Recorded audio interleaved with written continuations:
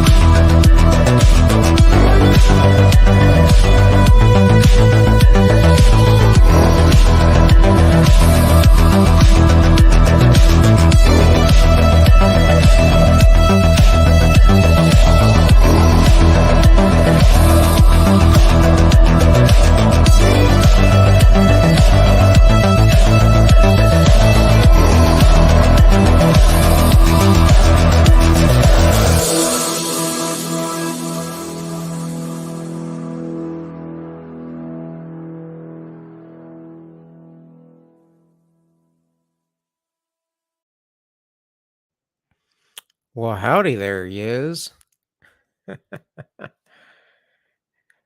Glad you could join the show. I just tweeted it out. I meant to do that earlier. Got a little sidetracked, as I tend to do. Hey guys, this is All Minus One. I am Bill, your internet aggregate adjutant supreme, and that's what I am. I aggregate the internet. I find the things that are going on. Boy, oh boy, did old Donald Trumpskin have a big old speech today, and it was pretty fire. Talked about all of the things that were happening, all the indictments, all the craziness, all of the synthetic things that our government does all of the time, and I don't think it's going to amount to much. Um, I was watching that before I got ready for the shows, watching it on Timcast, and I haven't been watching Tim too much lately, but watched him tonight for a little bit with that speech. And boy, oh boy, I don't know. I don't know. They're talking about lawfare going on. This country is going down. I don't think there's anything to stop it. It's pretty inevitable, but we need to build Byzantium. We need to create enclaves, folks. We need to create um, areas, and there's no way to do this by just kind of trying to recruit people into some idea. I'm telling you right now, you're going to herd cats. It's like getting libertarians to do something, right? It's not the way to go about it. You must find a way to do this that is going to bring in capital, that's going to bring some sort of enticement into the individual to appeal to their emotions of some sort. And in many ways, we are winning this culture war as people are waking up, but we're so far behind, right? There's so much work ahead of us because the forces of evil, of darkness, have been pushing against us for so long in the shadows. And every time it had been mentioned that this was going on, it was called a conspiracy. And, not generally always the case. Now, I'm sure some things are, or sorry, they were called conspiracy theories, right? I'm sure some of those things were 100% just nonsense. I've been into all kinds of crazy conspiracies. I certainly think I'm pretty certain the earth is round. Pretty sure about that one. But I went down the rabbit hole, never believed otherwise, but I'm just saying, went down the rabbit hole because boy, is that a fun one. Let me tell you what. The fact that that is growing these days too is incredible to me because everyone seems to believe that everything is unreal. It's what happens. You've completely demoralized the society. So, guys, before I get too far into it, last week did some talking. Wanted to do just chill stream, getting back into the flow. Still going to do the same thing. Had a drink or so, and I think I'm going to do so tonight again. Not as much. And then if you were here last week, my good friends that show up, watch regularly when I do stream. It's been forever, but you know, Wednesday was a rough one, man. Uh, because it was like moments of frustration, as things were happening. What's up, York? Moments of frustration, though, like trying to get being on Matt and Blonde's show, and like that's not a big deal. Like my relationship goes back with them way back, and as a supporter of theirs, and whatever, and friends, and I mean you could tell whenever like Matt's sincere when whenever he hears from me generally, but I couldn't get my mic to work. I was really flustered. And then my daughter fell down the stairs. And then I started late. I see a message from Kizla saying something about I'm starting late. And I'm like, oh, well, yeah. You understood what happened. But then I went on for like 4 hours on stream. And I haven't watched it back, but man, I hope it was good because I thought I was having some deep moments there. I don't know. I barely remember because I was really, really tired. But it was fun, and I like doing this. And hey, cheers to that, right? All right. Well, thanks for stopping by, Yiz. Always appreciate it. Yes, York. I am of sorts back. I don't know, bud. What are you doing right now? You want to come on stream? You want to talk about some stuff? I got some stuff. If you got to work in the morning, though,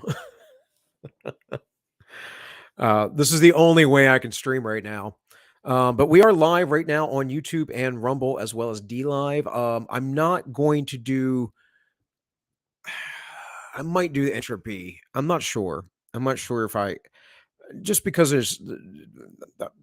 I have like little issues with it. No one really goes there. No one really knows what it is, and I feel like Rumble's a secure platform right now. I don't think I'm that outrageous. I mostly am philosophical type. I want to understand people and things, and I don't want to see the madness of this world. And I would hope that we could find some peace and not have to go into an actual civil war, which seems really likely right now. By the way, the Democrat Party of America is conducting itself. It's rather absurd. Um, and where do we go? How do we move forward with this? Well, we just let them get away with it. Well, that's not going to work. There's got to be pressure. There's got to be things politically. But I think for you and I, we're chump change in this. We are small little pawns, and I think there are better ways to go about and directing our lives, right? So I wanted to talk today. I thought about talking about Trump, but it's not really in my heart, guys. It's not really, it's like I really have been not, I'm following what's going on as always because I'm following so many things, but I'm not really into the political mindset as of late.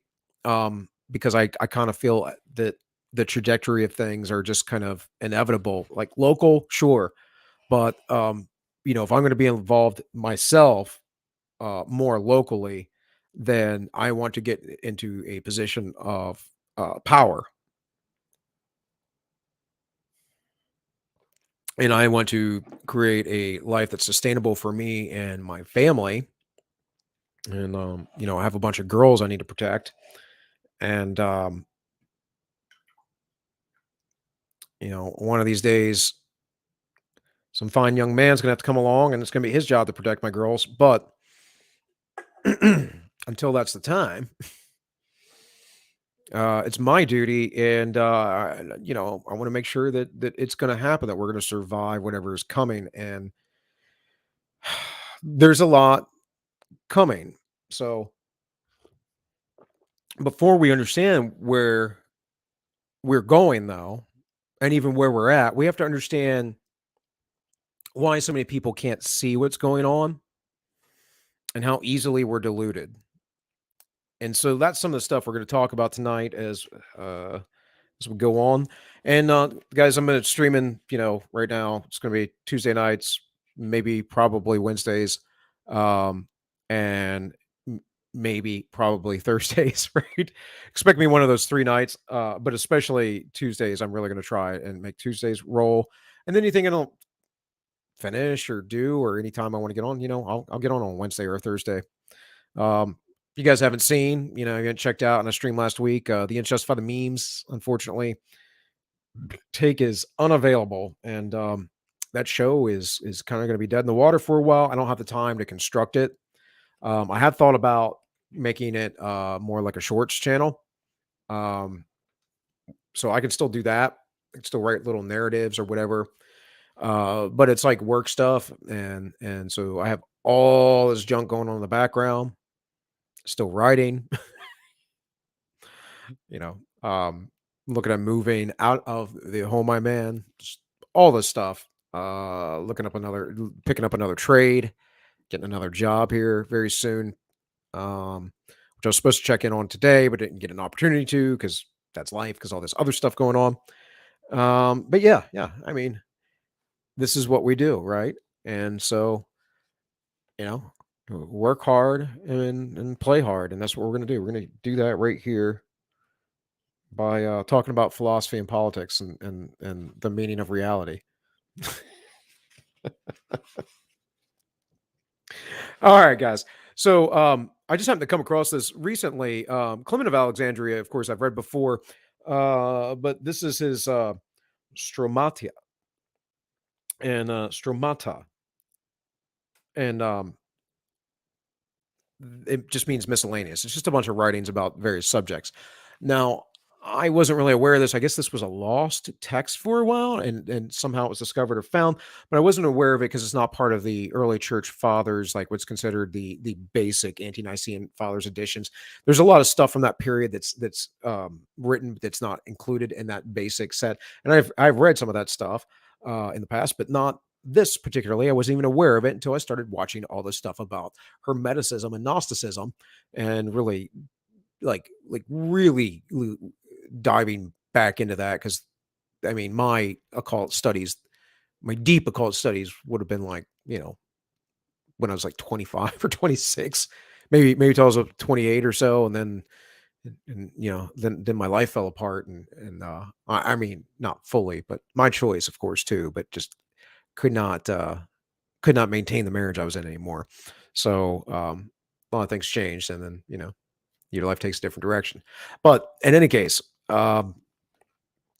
so I just found this. I was reading it today. It's pretty interesting. It's like I was reading in my garage right before I did some working out. Working them guns. You like that. Uh, it says, the elements are worshipped. Let me say this again. The elements are worshipped. The air by Diogenes, Diogenes, the water by Thales, the fire by Hippa. I'm not going to be able to say the names while I say them out loud. Yeah, it's all right. I'll live.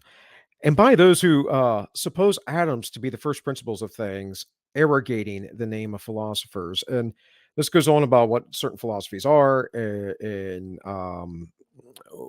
why Christianity is a true philosophy, why some philosophies are other philosophies, because Clement of Alexandria is a philosopher himself. He knew all the ancient texts, he knew all the things. Now, the modern Gnostics try to use this text to explain that all the Christians were actually not Gnostics, the mainstream, and da da da. And there's weird stuff that they say that just doesn't quite line up. But the point that I wanted to read from this is the elements are worshipped.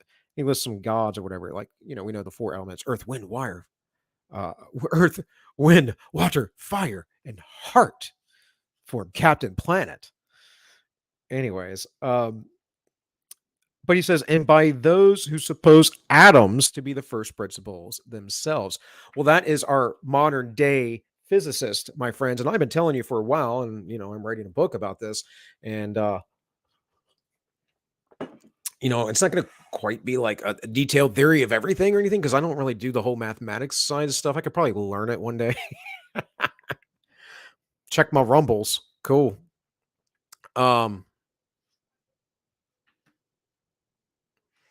What's going on with my rumbles?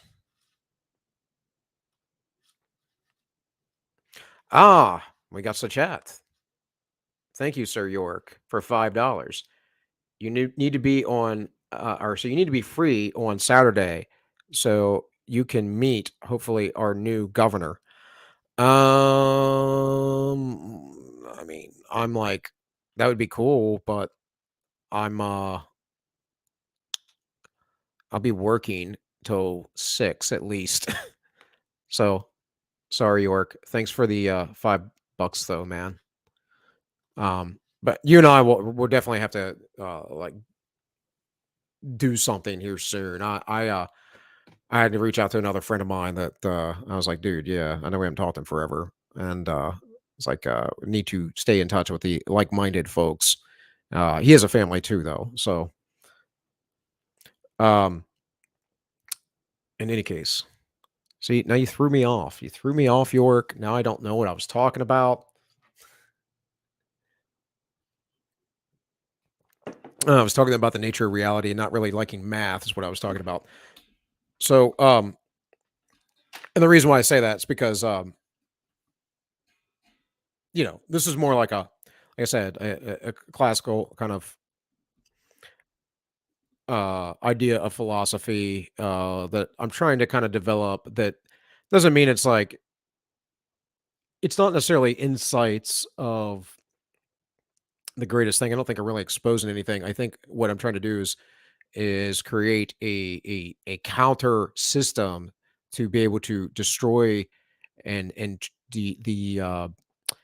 the veil that is placed over people's eyes that is the left, that is wokeism, that is Marxism, and I want to do it a little bit more or less um eggheady than like someone like James Lindsay. Even though I'm an egghead, I like comedy, I like satire, and I think that I can make it more mimetic. And the way to do that is to be very, sassy, if you would. Give it some flair. So I think I'm gonna do that. That's the idea. The stuff I've been writing kind of punches hard. You can see like in my Twitter, like I'll play with alliteration and stuff like that. Um, but in any case, let's get into some material here. Let's get some material up first. That'd be a good idea. All right. So as always, chat, back me up on if we got volumes and all that once I get this on screen.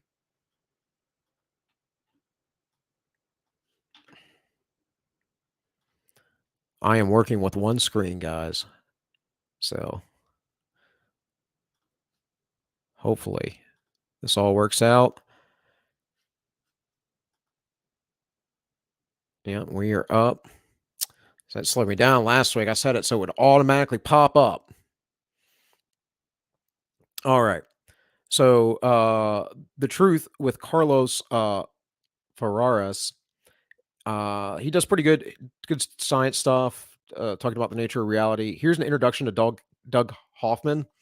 I mentioned Dr. Hoffman before. Now, at the same time, what's his name? The supposed smartest man in the world. Is it Craig Lane? Is that who it is? Give me a second, guys. Now I got to look something up because I can't recall.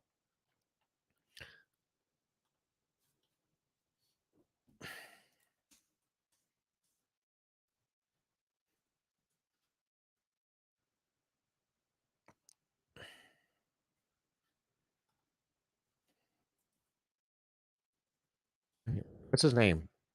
Hold on. I'll get it here in a minute.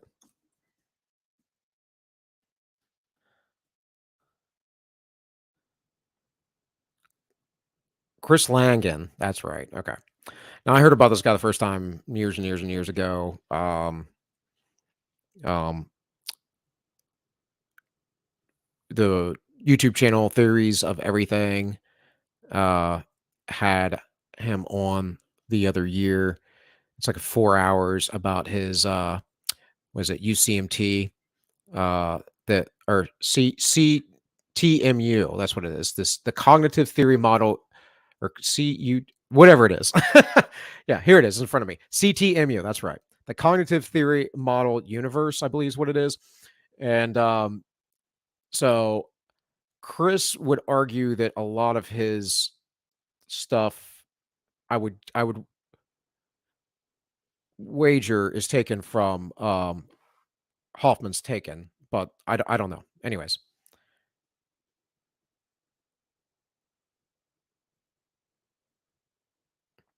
what do you say, York? So you're trying to forge a lens of truth people can see through. They live 1988. Hey, I mean, I wish I was that clever to think all that stuff through, but that is the irony of life. These are the things, the things that I think that prove God. And uh, definitely that consciousness is the first principle or fundamental, the most fundamental thing in the universe.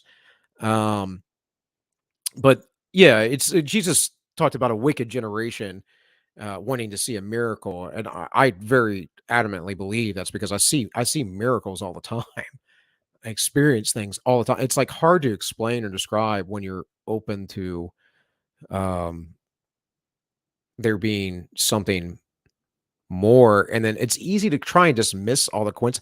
It's kind of weird, like too many coincidences, in my opinion. Just it doesn't work. Anyways, so let's get into this. Let me hit play here. So we're gonna not necessarily watch the whole thing, but what you need to understand is my thumbnail, the difference between truth and fitness. So this will take a little bit, and then we're gonna talk about different things with consciousness, with an or sorry, intelligence, not consciousness. This is about consciousness and what your conscious perception is of. But we'll talk about various things. We're going to talk about how the IQ is going down. We're going to talk about the backgrounds of America and the people that colonized it and the badass people like the Scott Irish, such as myself, who were crazy maniacs living in Appalachia, as well as all the snobby people, because they're a bunch of snobby people. Anyways, let's get to it. What if everything you've experienced your entire life has just been a useful fiction? Through a mathematical model and Guys, let me know evolutionary about the game volume. theory simulations, Donald Hoffman claims he has proof that there is a precisely 0% chance you and me perceive base reality, or the world as it actually is. Let's explore this rabbit hole we call reality, brought to you by evolution. UC Irvine cognitive scientist Donald Hoffman has a few earth shattering theories, but in this video series, we'll focus on his foundational fitness beats truth theorem.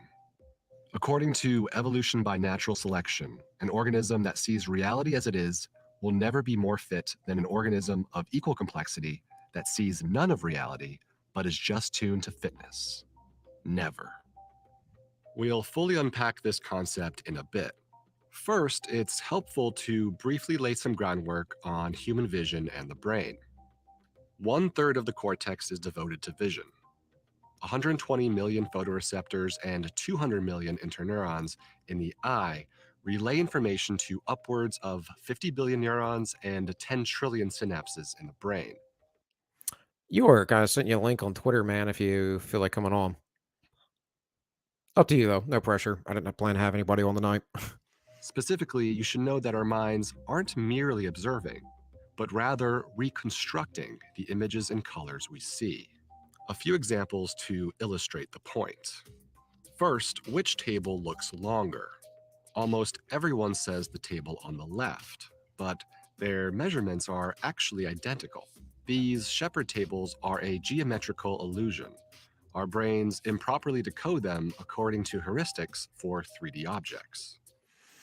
So, I have queued up here. We don't have to watch the video for the sake of time or whatever, but I do have queued up the McGurk effect, which I've mentioned numerous times on this channel, because it was one of the first times I became aware of these cognitive heuristics that we use and how that we can be easily manipulated by our senses or lack thereof, and how people our perception of our senses are very different than what we believe often. So we do a lot of postscript rewriting, post hoc, right?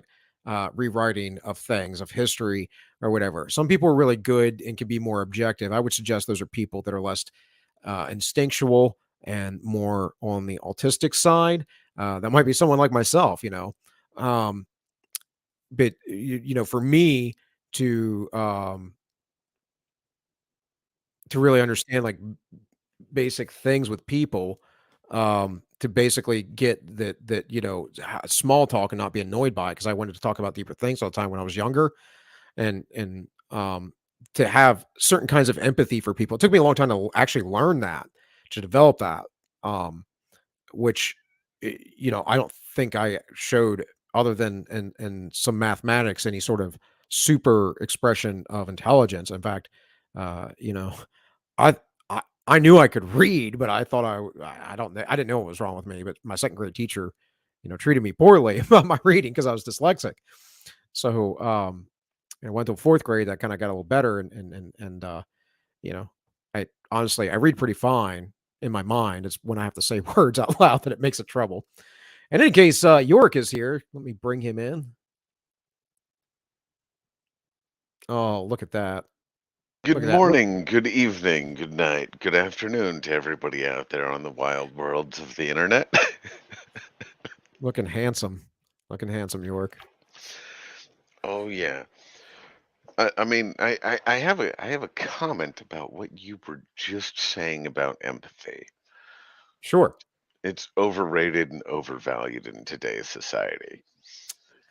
Uh, that that I would say is not empathy. That is something else. But yeah. I mean, I'm Th- of the general philosophy of society's too decadent and we need more suffering. Yeah, it's funny because some of the videos that I was watching today, um, one of the videos I want to bring up, I want to use just a small portion of it, but it was an interview with Professor Dutton, who I really appreciate because as the Jolly Heretic, he says the things that are actually true. And now you have to get some of the stuff he says, like people take they're taking it out of context. Like he'll talk about like people who are religious are less intelligent. And he's not meaning that there aren't intelligent religious people. He's saying that there's a trend for certain things. Just like there's a trend for like let's say Um, psychopathy with highly intelligent people, right? Uh, yeah, and there's also a trend for what is it? Occultism in basically people who has roughly a 95 IQ and lower because it's something to follow. It provides direction and purpose. Right, right. Yeah. So, anyways, let's play some more of this video. I think maybe 10 minutes of this is all I want to play. Hmm. All right. Second, cover the center of the screen with your hand and notice how the movement seems to accelerate. This is a fun one. Now, cover the two sides of the screen with your hands and you'll perceive Oh, slower motion. Amazingly, the speed is fixed throughout, and your mind, in real time, reconstructs the momentum. These are Purvey/Lotto blocks, and the top block appears to be darker. but But they're the hover your same finger on the color. line between gray and white, and you'll see that they are literally the same shade of gray. This corn-sweet illusion highlights that you're actively reconstructing the shade of gray, and by now you'll concede your perceptions are prone to errors. You manufacture all the colors that you see. Light has no inherent color. According to physics, it only has frequency and wavelength. The visible colors we see. This is screwed up. You start thinking about this one. Well, this is screwed up in two ways. If you expose everybody to this, then communism becomes true because you can't believe your lying eyes. But if you expose intelligent people to this, then they go, well, yeah, it's just perspective based. It doesn't change the truth of the matter. Right. Well, the difference is that we believe in an objective reality. We do believe in a material objective world. Like, in fact, my religious beliefs firmly believe that the human body, the spirit, the soul, all that has to be grounded in a physical being. So, um, and it's I guess my argument right now that I'm making, and it is the Hermeticists and the Gnostics. And you know what? I wrote something else down earlier. Let me find that. I put another one in there. Oh, not the Luciferians, the shining ones, because if Okay, that that's a term I haven't heard before. Shining okay, ones. well, it gets to the root of I think it's in the fall, which is the serpent in the garden, but it doesn't really mean serpent. It means a shimmering or shining one. Now, a serpent has shimmering or shining skin, but see, these stories are all layered with like these weird depths. Like it. So hold on. You don't need to go that deep in because if it's just, I mean, if you're going off of a Abrahamic, framework, I mean, depending on how you read the Bible, I mean, Lucifer wasn't cast out yet at the Garden of Eden, and he was still God's most beautiful angel, shining one. There you go. Right, right. Well, that's why it's also used. So the light bearer. No, he's talking about what is that? Why I can't remember. It's in Isaiah, but I can't remember the king of Tyre, or sorry, the prince of Tyre. He's speaking to him, but he's also there's arguments in the theological community, but the modern day most modern day theologists, especially reformed theologists, meaning those who are in the Calvinist movement, um, they kind of reject any sort of spiritual side of things. Which, if we wanted to look at that in a modern day perspective, I would say that the spiritual side of things are the dimensional beings that we cannot perceive. Right, like we can have some perception of them, just like you could somewhat perceive a fourth or fifth dimensional being as it entered into our plane, uh, potentially. But again, I that would mean, have yeah. to you would only be able to do that if you had the proper equipment to even perceive it in the first place as well. Or you took the DMT to make Well, an the Elvis DMT, Jones yeah, yeah, meme. the DMT or the mushrooms or both. Why not? Uh, All right, let's hit right? play. represent a narrow band of the electromagnetic spectrum between roughly 400 and 700 nanometers, and we conceive these colors in our minds. Take these two squares. Which looks lighter and closer to yellow? They look distinct, but they're actually exactly the same. We can remove the surrounding area and your visual system reevaluates, more accurately rendering the lower box's color. It's tough for So this was the internet sensation, what, back in 2014 or something with the lady in the dress, or maybe Oh yeah, 2015 yeah, or yeah. 16. Yeah. The what is it? White and gold or black and blue, I think it was, or something Yeah, like yeah, that. yep. But okay, so a lot of people, at least that I have spoken to, when that was a thing, went, "Oh, you should be able to see what it is." And I'm sitting there from my experience going, "But if it looks off, you're better at picking out camouflaged people." Right. Oh, different perspective on things. But all of this is perspective based, anyways. Yeah. Well, I guess I would say, not to get like Jordan Peterson on you, but I would say that yes, but also it depends what you mean by that word perspective.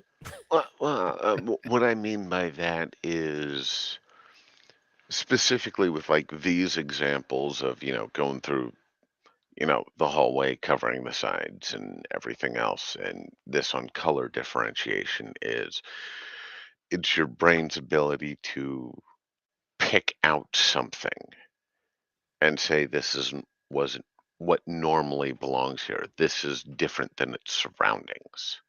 Not that it's objectively different than the other one, just in reference to its surroundings. Right. That makes sense. I mean, perspective is an interesting thing too, with the human eye and gauging ranges. So distances look further or closer depending on the surroundings, and so a distance will look far closer out in an open field than maybe in a city that has like narrow buildings and stuff, like focusing your eyes in. Oh, Um, without a doubt. I mean, I worked for an optometrist for years, and I mean, the biggest thing that screws with that is actually elevation, because it's not distance from you; it's what appears around it.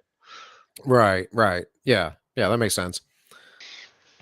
I mean, I was really good at land nav in the Marines, so I don't know how you did York, but You're also Hollywood Marine, so I don't know if Well, land nav is one thing. I was great at land nav. I'll put that out there, but I also did backpacking, in my spare time oh before I ever joined. well, I don't But know how the land nav courses are out west, but in in North Carolina, they're like there's like swamps, there's all kinds of crazy stuff that, like navigate around. There's like well, literally there's like bogs and stuff. It's mostly like forest and hilly, like rolling stuff and some clay and whatever. But yeah, there you'll just come across some random freaking bog and it's I, crazy. I mean that was the thing that I had to deal with in Estonia because I mean even though the ground looks solid, it's a swamp, but it Yeah. looks like a forest. um, Well, what's nuts is North Carolina, at least around Camp Lejeune and all that stuff. They have you dig your fighting holes and like you get 3 feet down and it's all clay. It's like impossible. No one gets past 3.5 feet. They're like, all right, it's good enough. I mean, if you're going with a ranger grave, then that's good enough. Well, for training is what I'm talking about. For training Well, purposes. yes, that's fair. When I was in I, Iraq, we actually dug real holes. So I had a little bit of a one up on people because I used to work at a cemetery digging holes by hand before I joined the Marines. very good. Um, but no, with all of that, I mean, you have land nav is one thing, which is determining the direction you're going, and that's very important. I thought I was good at that till I had a squad leader who was a former, what was it? He was a forward observer before he went to general infantry. So determining distance was what he focused on. Ah, yeah. That is an entirely different skill. Yeah. I actually used to try and do the same thing because I started using a pace count hmm and I'm pretty good with dead reckoning. But like I could not the pace count thing would always screw me up because the terrain was always changing. So I just instead of that, I would just, you know, pick a spot, I do use dead reckoning and just decide, hey, that looks about 50 meters. I'll move to that spot and then I'll move another 50 or 100 or whatever. And and if anybody listening is trying to do things like that, if you're good with dead reckoning, the shorter distance is best to actually keep your area close Yes. to where Yeah. you think you are. That's why it said 50 meters at first. Yeah. 100 meters is good if you're like crossing a field, but if you're in a forest, you can't get that far, right? Oh, not at all. Or Yeah. like specifically referenced to when I was in Estonia, it's like, oh yeah, let's head here. I can pick out where that point is. Well, you're going to think it's at least 5 times as far when you figure out you're thigh deep in a swamp. Right. Right. Because your pace is nowhere near the same, and you have the same with elevation and everything else. So it's everything plays a part. Well, this is kind of a theme of life actually. It's like you could be in great shape, like physically fit, but you can't be physically fit perfectly in all things. You can only be a specialist in like one. There might be a few crazy weird people out there in the world that can be specialists in numerous things, but generally speaking, it's like one thing and it's like super strength or like super endurance or whatever else. But the thing is, if you have like even still just good general fitness and sports science called general physical preparedness, this is base level fitness, right? Even if you have that and you introduce any sort of new exercise, you're going to be sore. You're going to hurt afterwards. It's going to be more difficult because your body has to learn to navigate that. And and honestly, I think one of the most beautiful things about life for me as someone who's been a mover, even though I have all kinds of like physical issues where I'm in pain often and whatever else, like I excuse me, I really believe that moving your body and learning to control it just as is just as important as exercising your mind. And I'm pretty certain that there's a lot of data on this because if you actually study how the spinal cord works and you know efferent versus afferent nerves and how your body's set up mostly to be a sensory perception actually, and it's basically sensory perception in very specific areas, and then everything else is geared toward movement. Mo- Uh, So, uh, in line with that entire piece of things, one of the most interesting things I found out about when I first joined the Marines was you can have somebody who has a 300 PFT and cannot hump for shit. oh And you yeah, can have a guy who can't make that run who will carry, two mortar systems himself. yep, It's still fitness. It's just a different type. that's right. Yeah. Yeah, you can't. I mean, usually you're gonna tell, like, some guys are gonna be way more fit than others in certain things, but o Uh, often that is, uh, to be honest, a lot of that is, like, genetics. Some people just build muscle like crazy easy and have super deep, like, muscle intersections, and they have very little, subcutaneous body fat, so they look shred all the freaking time, Yeah, or I, they're I hate you naturally for that. higher in certain hormones, right? Yeah, I hate So you for that. Me with my gut over here. well, it ain't me, brother, because I mean, I'm little, but I definitely can get fat easy. Um, I'm gonna blame it on your genetics so I don't feel bad about yeah, myself. yeah, yeah. I do a lot of intermittent fasting, bro. Not to mention, you should have seen me a few years ago. I didn't realize how fat I got. It's because I hurt myself. Started drinking beer all the time. That'll Yeah, do it. That'll yeah, do I it. feel Yeah, that one. not barely be able to stand or walk for like 3 months, and like, Ooh. I'll put you up there. Anyways, let's keep going. for this to Yeah, sink in because the visual system pulls us off seamlessly in moment to moment existence. But your brain is constantly modeling the stimuli from its environment and crafting a phenomenal experience, transforming colorless wavelengths of light into the qualia of color. If you're enjoying this video, please like and subscribe. Let's return to the fitness beats truth theorem and classify the competitors in Hoffman's simulations. I'll Our be right definition of back. fitness is provided by the legendary John Maynard Smith as a measure of the probability of transferring genes and therefore characteristics into the next generation. Colloquially, higher fitness means better at surviving and reproducing. There are many definitions of truth. Therein, it can be best described as veridical, the degree to which an experience, perception, or interpretation accurately represents reality. For simulation buffs, you may consider truth based reality. It will be useful now to quickly examine a distinctive feature of biological resources and fitness from mathematics. So before we go down that, let's just recap that real quick. There is the the study of epistemology, what is true, why we know it's true. And this is a basic study of um, philosophy. It's one of the four cornerstones or pillars of philosophy, right? So this has always been assumed all throughout time, essentially, classically, that truth is the reality. And I still think this is true. But what you have to understand is that we can't possibly fully understand the truth or reality because we can't fully perceive it.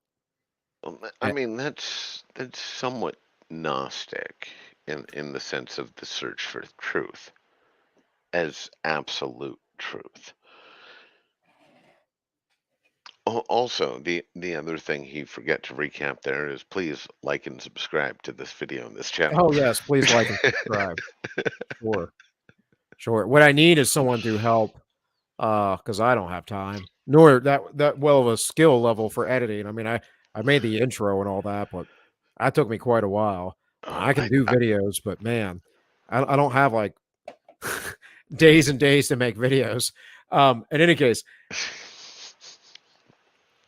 yeah, I don't think it's. I don't know. Gnostics have a dualistic perspective of the world. They think that they're trapped in a world. Like I get what you're saying, but Gnostics think they're trapped in a world that isn't actually representative of their true being. That's not what I mean. I mean that we can't actually fully um for instance, we can look out in the space. I'll give this as a great example in my thinking because I don't think that traveling across the universe is possible. And I know I'm in a Elon minority. disagrees with you. Huh? Elon disagrees with you. Yeah, right. Well, um, first off, the speed of light is not a constant, so we need to get over that lie. And it's adjusted to be a constant because they changed the definition with a measurement and the meter Well, changes no, no, simultaneously with the no, no, no. calculation. So, Hold on. That's half true as a statement. That's only half true. okay, The speed of light is a constant under constant gravitational pull. The reason why you have a change just here on Earth is because the term meter has changed more frequently than a foot has. okay, but no, there's more than that. We also can't. We don't know. We can only measure the speed of light essentially based off of a reflection. So we don't know if it changes because of that, if it speeds up or slows down. That's true. That's true. We Yeah. No, trust me, we I don't make these arguments out of nowhere.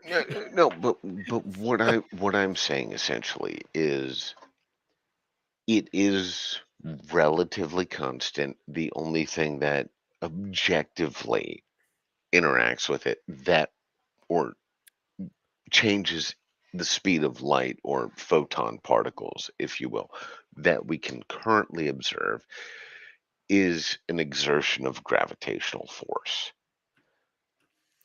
Right. Well, look, I mean, Einstein's theory of relativity seems to be somewhat true, but the notion of space-time is actually that's a whole nother that's the thing I want to get into to dissecting maybe later. But I don't think that space-time's a real I think it's a conceptual model for us versus a reality.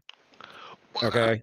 I'll agree with that on the base premise of you need to be able to conceive it before you can understand it to start with.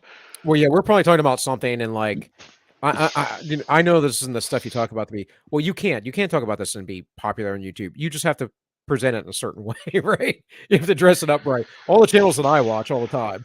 So, go over to Veritasium.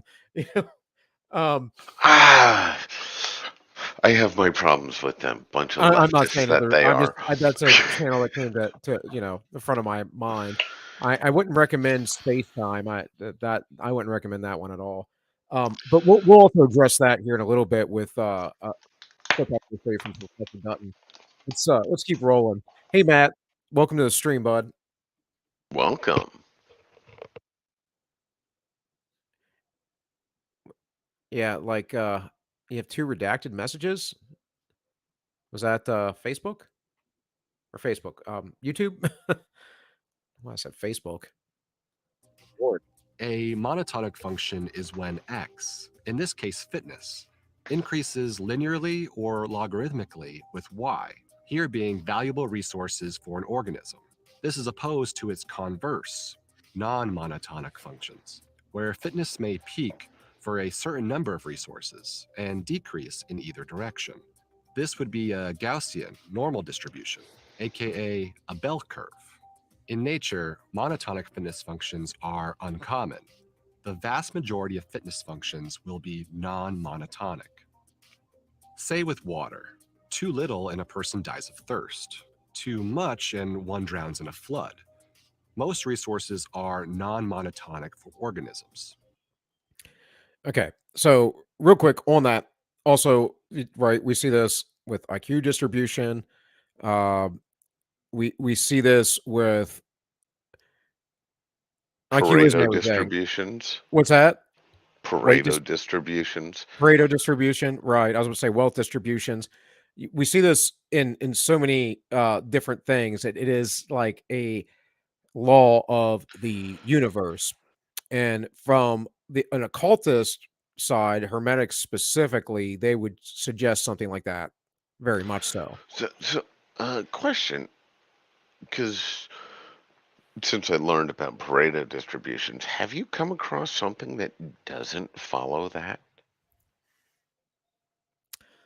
I don't know because I actually don't like numbers because when I start doing when I start looking at stuff like that, it's to me it's my struggle. It's the dyslexia. That stuff like will drive me nuts because I will not get the right answer, or I'll miss something so small. And so yeah, it's not like, for me it's not conceptual. It's the actual like what would you call it? It's the rote mastery of it. I just can't seem to get, you Uh, know. okay, That's my life with math. So, yeah, anyways, no, no. For me, it's just kind of been like since I heard about it, I went, okay, let me check my work. Okay, yes, the basically the square root of the number of people employed are doing half of the work, regardless of job I've had. It's just kind of been a constant. So I was wondering if you ran into a situation where it wasn't the case. well, I think what you can do with that, with the Pareto distribution too, though, is you can flip it on its head, right? Because 20% of the people are creating the most amount of improductivity, or the most amount of distress, the most amount of destruction, right? So I think like in that aspect, you can see that in what you're saying to was it Dave Grossman who wrote On Killing?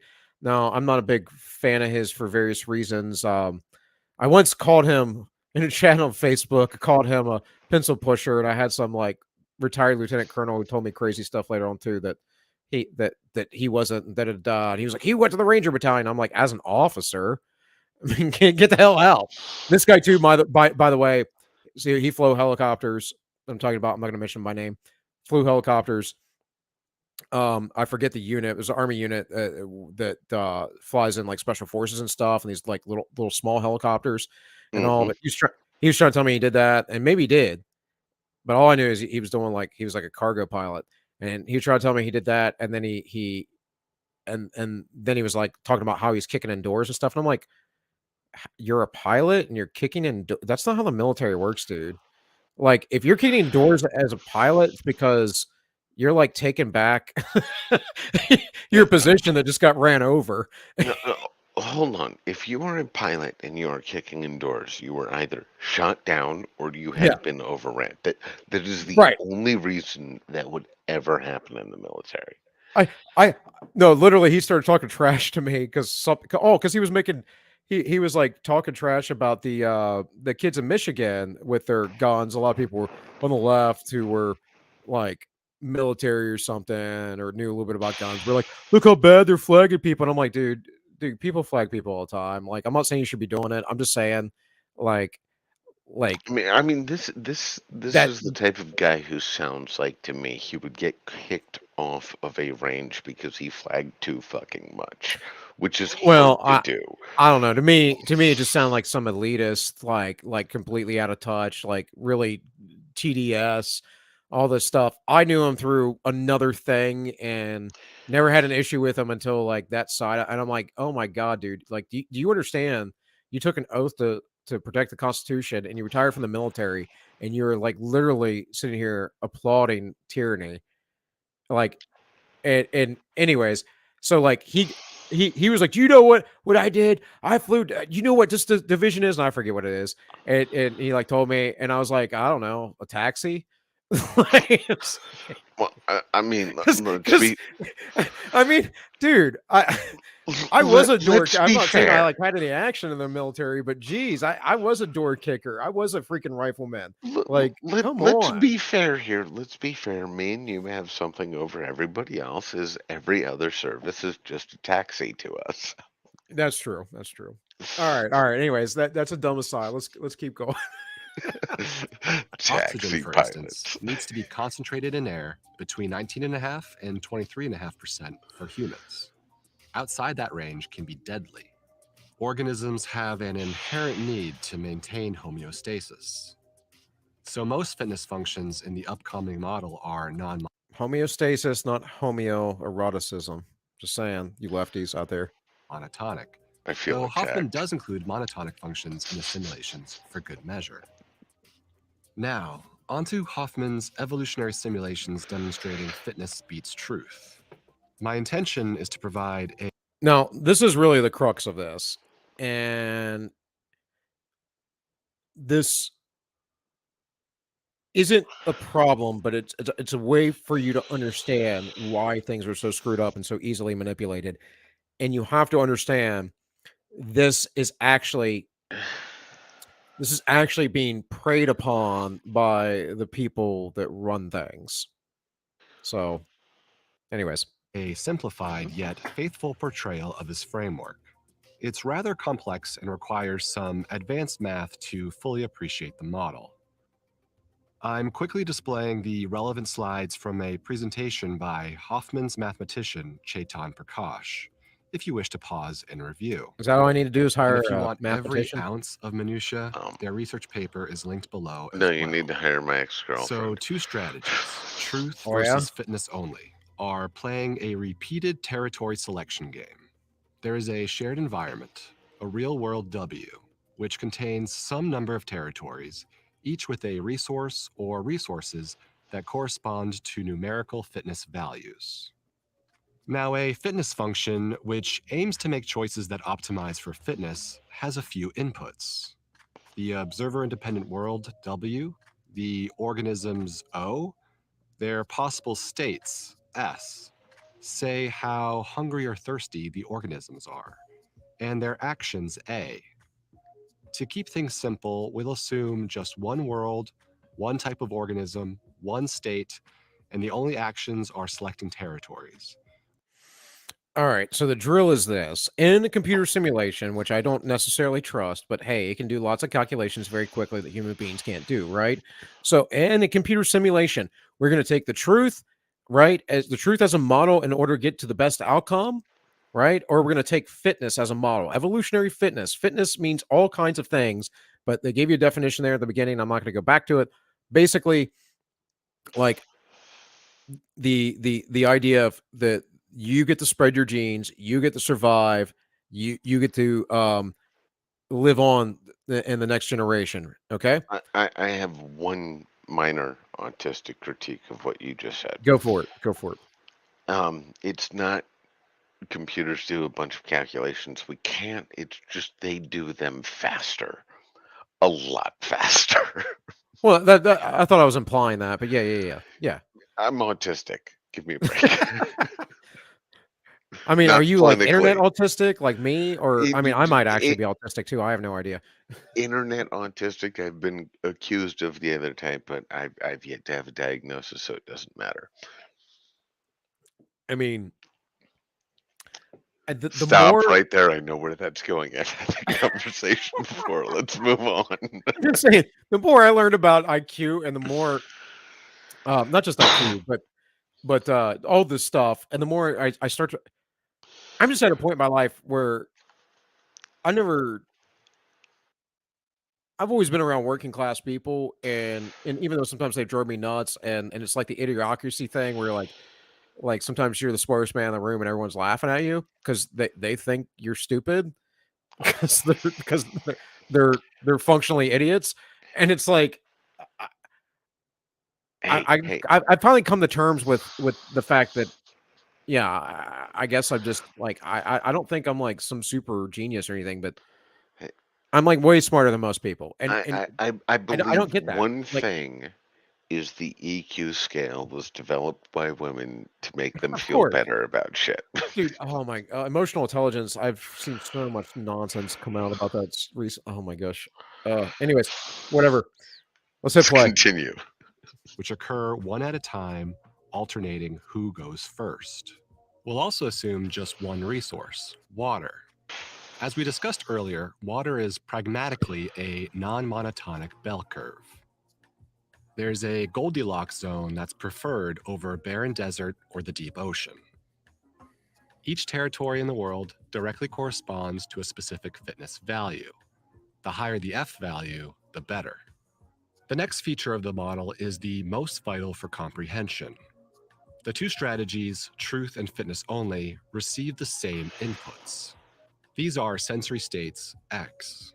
Just like all biological life, the simulation provides them access to the world through their perceptions. Let's cover a concrete example to show how each territory corresponds to a sensory state X. Let's say it's the first round of the game and truth goes first.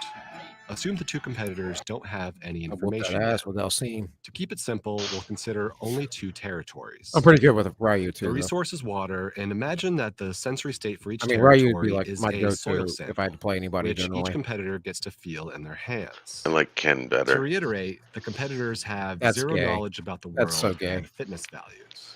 They receive that information after they've studied Ken the is nothing territories. but Johnny from At this Karate point, Kid they beefed only up. have All access to right, these two soil samples. that was the And whole point of Let's them. say one soil sample is and he was 25% right, and he moisture, was and robbed the in other all of the is Karate Kid 75% movies. moisture. The truth strategy attempts to build Cobra Kai- models for Cobra Kai's been territories pretty that righteous, most actually. accurately I've been reflect enjoying the it. sensory information. It's ridiculous, but it's fun. At first, these will I be haven't quite seen crude. any of it. With a soil sample It's actually of, say, they play with 25% wokeness moisture, this could appropriately. I reflect a think wide so. variety of I mean, territories. Some closer to deserts, it is like but an Aaron others that are Spelling moderately wet. kind of drama-ish show, So though. through I will repeated say that. instances of the game, the truth strategy tries Fair to enough. faithfully model. All right. So I actually didn't want to go through all this. What I want to do is get to this model Well, here, right here. You go there, and I will tell everybody why I have a problem with the premise there. Go Is for they're it. making everything equal and available to all things with only one resource involved. That's not how organisms exist. That's an True. anathema to an organism's existence. I You need more than one resource, and it is not equal access to all. I think it's the channel doing that though, and not Hoffman's people. Regardless, I mean, you can show this, and if people believe it, they go, "Oh yes, equity is a thing," Yeah, because yeah. it makes the premise that it's possible when it doesn't fucking exist. But York, his logo is an Ouroboros. Okay, so he wants to suck on himself till he dies, and let's move on from there. All right. You were not expecting Wait, that, were wait. you? What does my logo mean, man? Jeez. Uh, Hold on, let me look at your logo. Let's blow It this is up so I can it actually is see. the 18 or sorry, 18 what? Yeah, it's 19th century, 18 something, I forget what year. Is the wrestler grapples a python is the statue. And I Yeah, no. I got your channel blown up so I can actually see it. What is this? What does this make me think about you? Should I be mean and just vindictive or honest? I don't care, dude. I'm just saying it's a snake, so Um, I mean, just from an honest perspective, I would say that logo says you think you're tangling with things that can kill you, but you're still going to fight it anyways. of course, but yeah, I I mean mean, from a mean and vindictive perspective, you wish you had a penis that big. that's what I was waiting for. Welcome, Mr. and Mrs. Anti-Commie, by the way. Sorry you didn't get a notification. I I did put a tweet out once I started the intro. Mhm. I know I've had like people complain in the past about the length of that. I'll tell you what, I worked on that for a long time, and screw you. Also, the intro is there because people take a while to fall into live streams, and so um, Um, that's why I have like a nearly 5 minute long intro because I want people to know it's starting, so people can start to pile in if they want. You know. other than that, your intro has served me very well as just this is nice to listen to while I'm driving to places. Yeah, yeah, yeah. Well, it is a song that is produced, and I don't own the copyright to it, so I mean, but it's I good. don't believe that I don't know if it's copyrighted because 'cause I've had no issues. So Well, hello to the anti-commie couple out there, and it's good to see you yet again. oh, but you'll like this too, York, about the song in the intro. Like, the videos are a bunch of GIFs and stuff like that I put together, screenshot like, it's a bunch of stuff, right, that I Hmm. edited together, but the song is called Odyssey. Hmm. I'm just gonna leave that alone. Hit play on the video. Perceptual science design of PDA, perceive, decide, act. Each receives the same sensory states, and each sensory state corresponds to a territory. Using Bayes' formula, the truth strategy estimates the territories based on these given sensory states, plus the previous sensory states and associated territories from earlier rounds of the game. It essentially reconstructs the most accurate representation of the world, grounded by weighted evidence. Okay. So, the basic premise of this is modeling, and to your, critique, I believe the guy who made this video was saying he was only putting 2 stimuli or 1 singular stimuli in it, versus numerous for simplicity for the video, but could be wrong. In any Well, case, they only used one stimuli, which was water. I'm just I'm just saying, Yeah. I believe it, but the models they've run are more complex from what I understand. Um, I don't know. I- i- If you've ever worked with people who have ran models like this, they will make everything more complex sounding than what they actually did. Okay. Well, that is not my specialty because 'cause I'm not a tech guy. So, what I would assume, though, that you are correct because we're look, dude, I wanna talk about that actually, because there that's the difference. Like, I've come to terms that yeah, okay, sometimes I'm probably a lot of times I'm gonna be like, no knowing what's up and the smarter guy around, but, like, also I've come to terms with the fact that some of these people that are so-called smart geniuses, Neil deGrasse Tyson, for instance. Oh, he's retarded. Yes, Oh, and wait, not just sorry, I shouldn't retarded, say that he's word because YouTube. just there for the prestige. He's there Yeah, for the status. That's he, it. he, He's there to he, get he- laid, guys. he's like Bill Nye, guy with a Yes, yes. bachelor's level engineering degree going, I'm a scientist.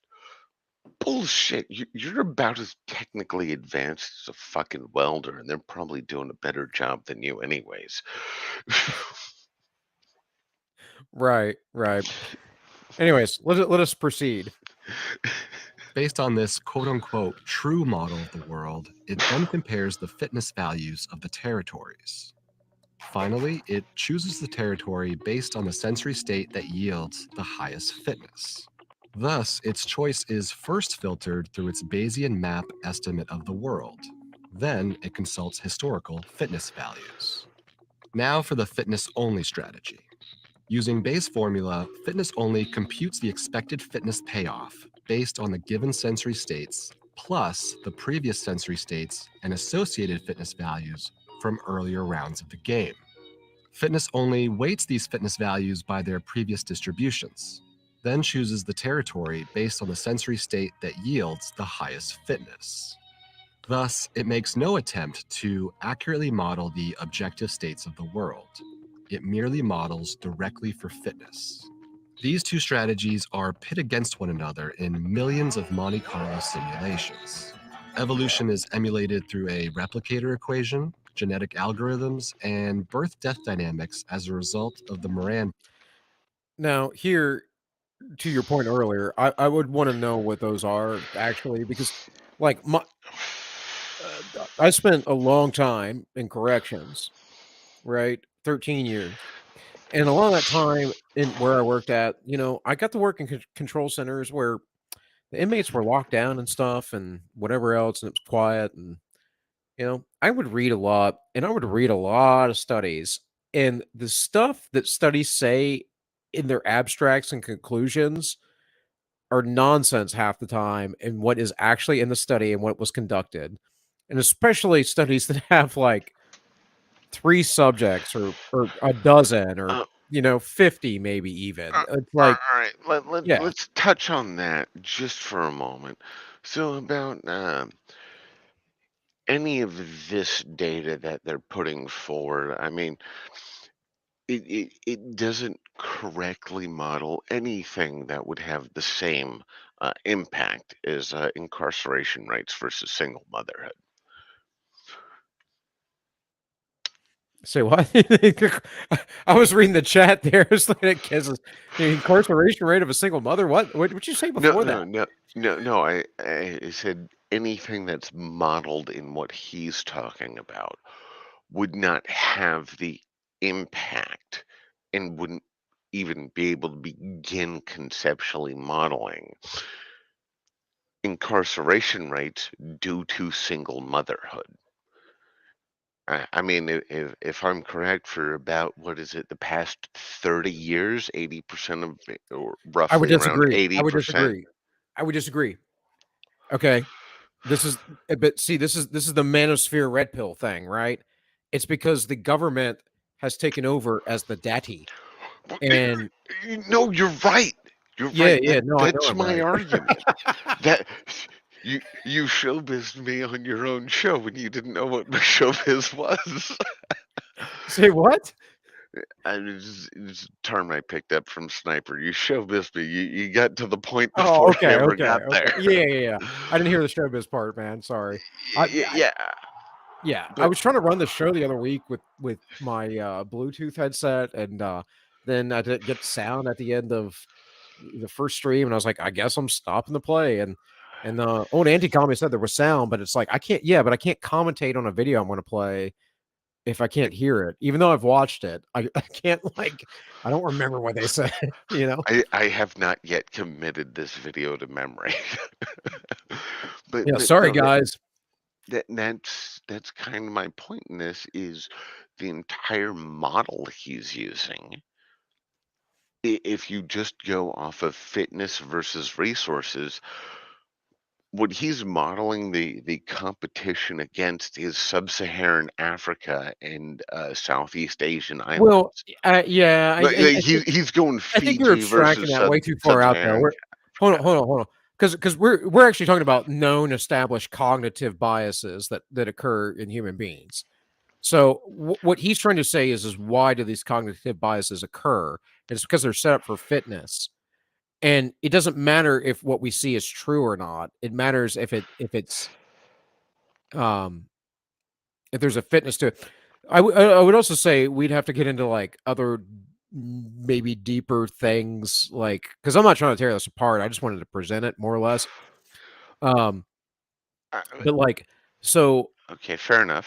Fair so enough. so so for instance, I'm under the impression currently now that after some months, especially of delving into a lot of stuff, um, that that quantum entanglement happens immediately the moment you observe anything. And so there is an exchange of energy when you do that, and um and in part that is the goes back to the more another side of the metaphysic, because we're talking about metaphysics on this level, right? If we're talking about Yeah. quantum mechanics, right? So but another side of the metaphysics is when Christ says that your eye is the lamp of the soul, and he says, it's kind of a weirdly worded, but passage in Matthew, and he's like, so what you put your eye on, how much more evil is your soul, or something like that. He's basically saying what you look at, you're interacting with, and Well, I mean, if you want to break that down to a tactile level, most people can observe is desensitization, essentially. well, sure, but what I was getting at too at the same time is that so this is on numerous levels. So there's the quantum entanglement, which we know, like it's the idea of Schrodinger's cat, and if you Yeah, observe something, we get that if you observe something, it changes the nature of it. It's because there is an energy exchange. This is actually part of the nature of reality. It seems to be true, right? And so what I'm saying is that even that ancient wisdom, though, what Christ is saying, he's talking about good or evil, though, and what you're focusing in on. But also we know that like what you give your attention to and your time to is what you become. Who you hang out with is in part who you are. I'm not saying you're not your own individual person, but you're going to pick up habits from that friend group, right? I mean, Um, you are the company you keep. right, right. It Birds of a goes feather, that whole right thing. into the whole. Oh, I don't know who said it, but like gaze long enough into the abyss, and it will start That was staring back Nietzsche. at you. Yeah, Nietzsche. That happened to Nietzsche. He went insane. So, um, and here's the thing. I believe that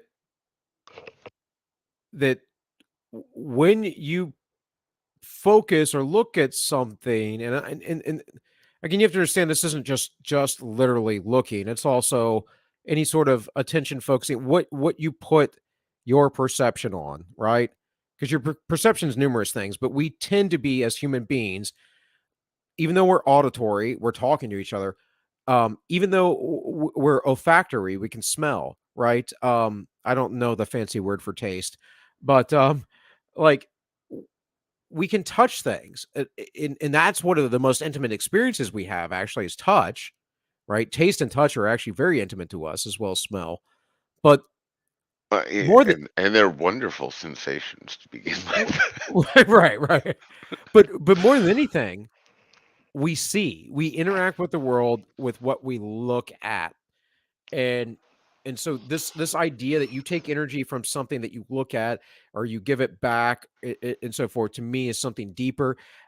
I'm not articulating it well right now, but I know that there's a truism there, and I know that this is is bound in actual science, and also The other metaphysical. metaphysical perspectives. Well, but science is metaphysics, so that's this Well, that's the but, thing, because what is metaphysics? What is the nature of reality? And what did I read to you from Clement of Alexandria earlier? Well, that some people, some philosophers, um, suppose that the very atom, or the basic, because atoms were posited way back when, which is why what we discovered as an atom is now posited today, or called that, and then we discovered there were things smaller than that. Um, but also, we actually don't know if those things are smaller than that, or that's just what we can perceive, and that's kind of what I'm getting at, right? And this isn't all to turn everyone on their heads and whatever else. It's what I'm trying to elucidate to you is that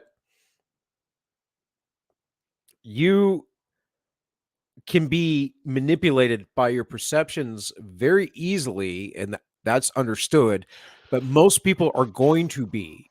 Most people are just going to follow what they seem to believe is some sort of fitness, some sort of manner to get through life. Like I did, like, dude, if you knew me when I was 22 versus now when I'm 42, you wouldn't even recognize me. I old I'm a whole man. nother being, and I mean that in so many ways, you know, um, in the ways I think about life. I mean, my physical being itself, that is actually a reality too, because every 7 years, your whole entire body basically replicates itself, and you are anew. Oh, there goes my mic. Keep tightening this stuff up, and it still wants to drop down. Anyways, so what is that? That's another interesting paradox. Is what is it? Oh, whose ships? It's Theseus's ship. Why can't I No, think of that? it's you have At least I'm it not the was only one brain farting right now. was he not typically known as an archer? Wasn't Theseus?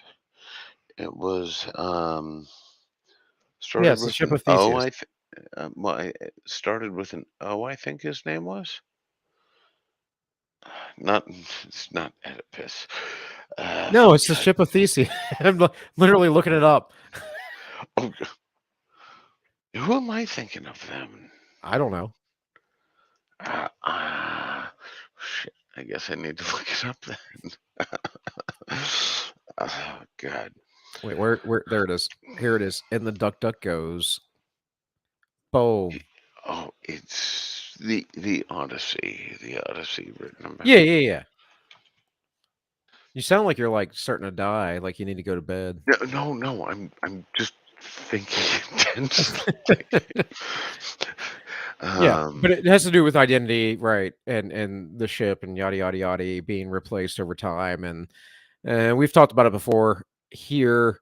Oh. Um, Also, screw you because instead of yada yada yada, I've started with yada yada yada, and people ask me where it comes from. I don't. That comes from Seinfeld. Yada Well, yada yada. No, I mean people did it. I don't know. It comes from it somewhere. happened. It happened. I'm still blaming you, anyways. All right, whatever. I'm hitting play. All right, guys, we're gonna watch like just another little bit of this, and then I'm gonna move on to something else. Process. On top of these simulations, the formal math by Chetan Prakash also independently comes to the same conclusion that fitness beats truth. For an infinitely large class of generically chosen worlds, for generically chosen probabilities of states on the worlds, and for generically chosen fitness functions, an organism that accurately estimates reality is never, in an infinite class of evolutionary games, more fit than an organism of equal complexity that does not estimate objective reality, but is instead tuned to the relevant fitness functions. So, all right, the question is why, and it's simple because if you actually knew the truth of things, you would run screaming into the abyss. Um, so it's this goes back to like a red pill manosphere thing. I'll tell you right now why men lie to women. There's at least two reasons I'll give you off the top of my head. One, women don't listen. Some women do, but men and women operate on completely different operating systems in that we have different biological motives. And even though we're of the same species, we're not of the same being, right?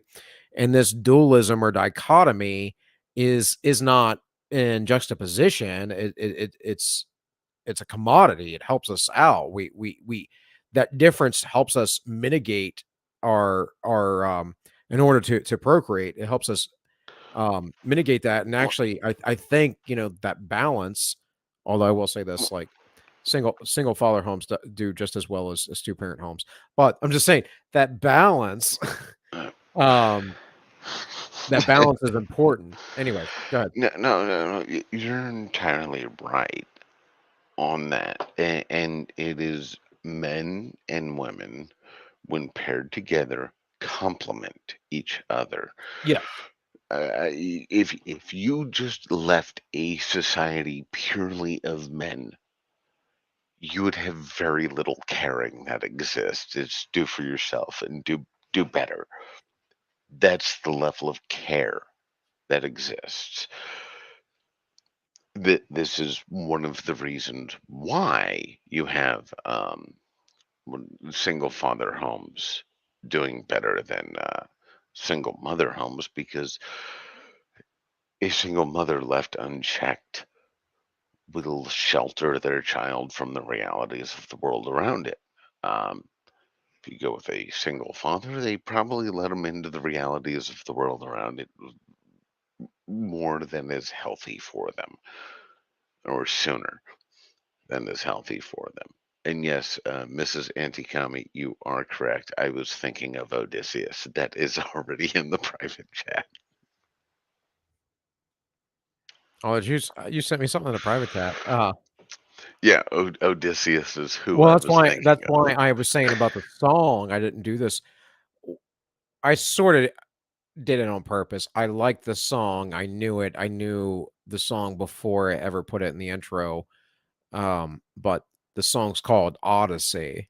So, um, which again, like there are so many things that I find ironic in life in the world that just happen magically, coincidentally, through that collective unconscious or through whatever it is that our existence is beyond what we can perceive. Well, But anybody who thinks that the human existence is relegated just to this mortal coil, um, to say something that might be not okay for YouTube is just completely retarded.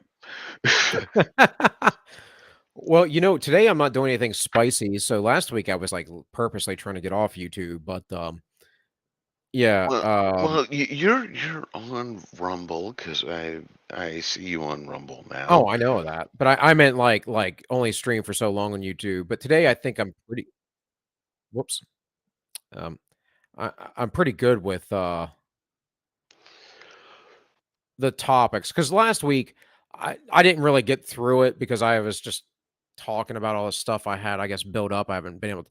Yeah, I talked to my wife. My wife doesn't listen. Come on, guys, she's a woman. Well, of course No. she listens. She listens to everything about the drama that is going on in your local circle. Anything more esoteric than that, does she care about? Probably not. She does listen because my wife is actually she had a minor in philosophy, so she's a pretty smart cookie, even though she's a ditz in her own right. I mean, I'm a ditz too, so Well, um, I'm not saying anything against that. I'm just saying it's yeah. probably not what she wants to deal with. Is all I'm trying to intimate. No, no, but you're exactly right. You're exactly right. She just like she talks to me about her friends gossip and stuff, and I completely ignore her, and I'm like, "Yep, yep, okay, uh-huh, cool." Oh, and I'll catch only the most relevant parts because I know her friends, um, and I'm just like, None of this I get matters what's to you. important. Yeah, yeah, yeah, I get what's important. And for me, she's a woman and I'm a dork, and, because I'm a dork, I'm thinking about, the nature of reality, and also at the same time, like, how to live because that's one thing. Like, after 5 years, she's finally understood that, like, I am constantly and, like, I don't Yes, hear can other guy keep and going. look, I'm just saying, I don't hear other men say this often, so I'm gonna say this. It doesn't matter because it's not like I have all these people watching anyways, but, like, I've spent my whole life basically trying like, since I was, like, 10 or 11 years old, like, training to be able to murder people, Like I'm literally like a trained killer, like, no joke. And and and so all I can Eh, think about all the time is how can I survive? How's this is that guy gonna kill me? Is this guy over here gonna kill me? What's I'm like, I get like situations. I'm like, okay, how am I gonna move in this direction?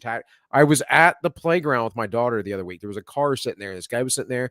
He's just listening to music, texting on his phone, out of state license plate, and I'm just like, what? What's going on here? I'm like, I moved us. I moved all my stuff so I could angle and so I could get to, I mean, yeah, out of state I license could get plate, to I could get to the appropriate tools if I needed to. So, out of state license plate, weird guy sitting in a truck, just listening to music. You should have came up and said hi. It's West Virginia. I should just blown his brains out, right? I mean, I mean, the laws aren't no. that good yet, but I mean, anybody in West Virginia vote for Mac Warner, and we might get to Texas levels of self-defense laws. Dude, Texas is a purple state, man. Don't even play. No, no, no, no, The no. state I'm has not so talking West about the Virginia, state. York, you moved to the best state in the union. I swear. I I'm swear. I'm not talking about Texas itself. I'm talking Texas level self-defense laws. Oh, They okay. ha- Yeah. I they get you. they haven't been tested in over 100 years, but in theory, if you have a 50 cal BMG and somebody steals your purse, according to the law as it is written, you have up to the range of your weaponry to defend your property. That's what, a mile and a half? It is. No, well, seriously though, bro, like West Virginia, despite it being a blue dog Democrat state for so long, and Senator Byrd's like KKK nonsense, whatever, like it's it's got a very low population. It's got a lot of potential. I know there's some I mean, rough land. Saturday I was talking to Mac Warner, who's now running for governor. And the only real thing I could find on positions online, because I found out less than 24 hours beforehand that I was going to be speaking to him, and people went, "We want you to be there."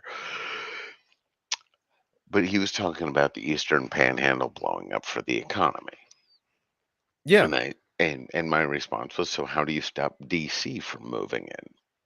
they're already there. They're already in Jefferson County, but that's Well, I might be moving to Jefferson County actually, um but that's a strategic what I'm doing is a smart move actually, for future thing. Oh, I'll talk to you about it off yeah, air. yeah, we'll talk about that offline. Yeah. But what that conversation led into was actually a politician who was running for governor that I have never seen before say, um, "I don't know. I haven't dealt with that issue. Do you know how to stop that?"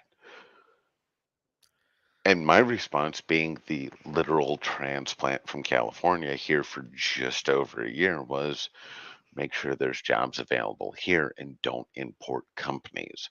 Let people flee, Yeah. which apparently, had some purchase and thought. So, Well, I'm sure since you've moved here, I don't think you got any of this advantage, but the state is now offering to certain cities, um, they're it might not be the states themselves, but counties or even the towns or cities, whatever you want to call them, they're offering like certain bonuses to people to come here. Like we're talking about up to 20, $30,000 in some instances for business reasons. There's also a lot of areas in West Virginia where there's no capital gains tax for up to 10 years or so. if you Um, are a leftist, do not move near me. if you're a I will find leftist, a way to you're oh remove my. you. There are a lot of hills out here. Well, that's a perfect segue, York, to talk about the hills and us hillbillies, because I'll tell you what, this is also what I have set up here for this day, this fine day of April 4th, 2023, explaining American civilization. And y- y- you know, I caught this just the other day and I thought, this makes sense. And I kind of understood this. So he makes a little bit of an argument against the geographic, uh, I forget what it's called, but basically the geographic argument that the geography helps civilizations build, which I don't, of course it does. But I think No, his no, argument no, is that no. the Native Americans never built, but that had to do with technology. So Well, I mean, hold on. Let's be perfectly frank here with the Native Americans. They'd figured out what a fucking wheel was and they figured out how to process metal, but they didn't figure out how to put metal on a wheel or use it for transportation. Geography helps, accelerate what is already there if you are protected. It helps internal advancement. You need an external threat for great Yes. advancement. Well, here's what I would say.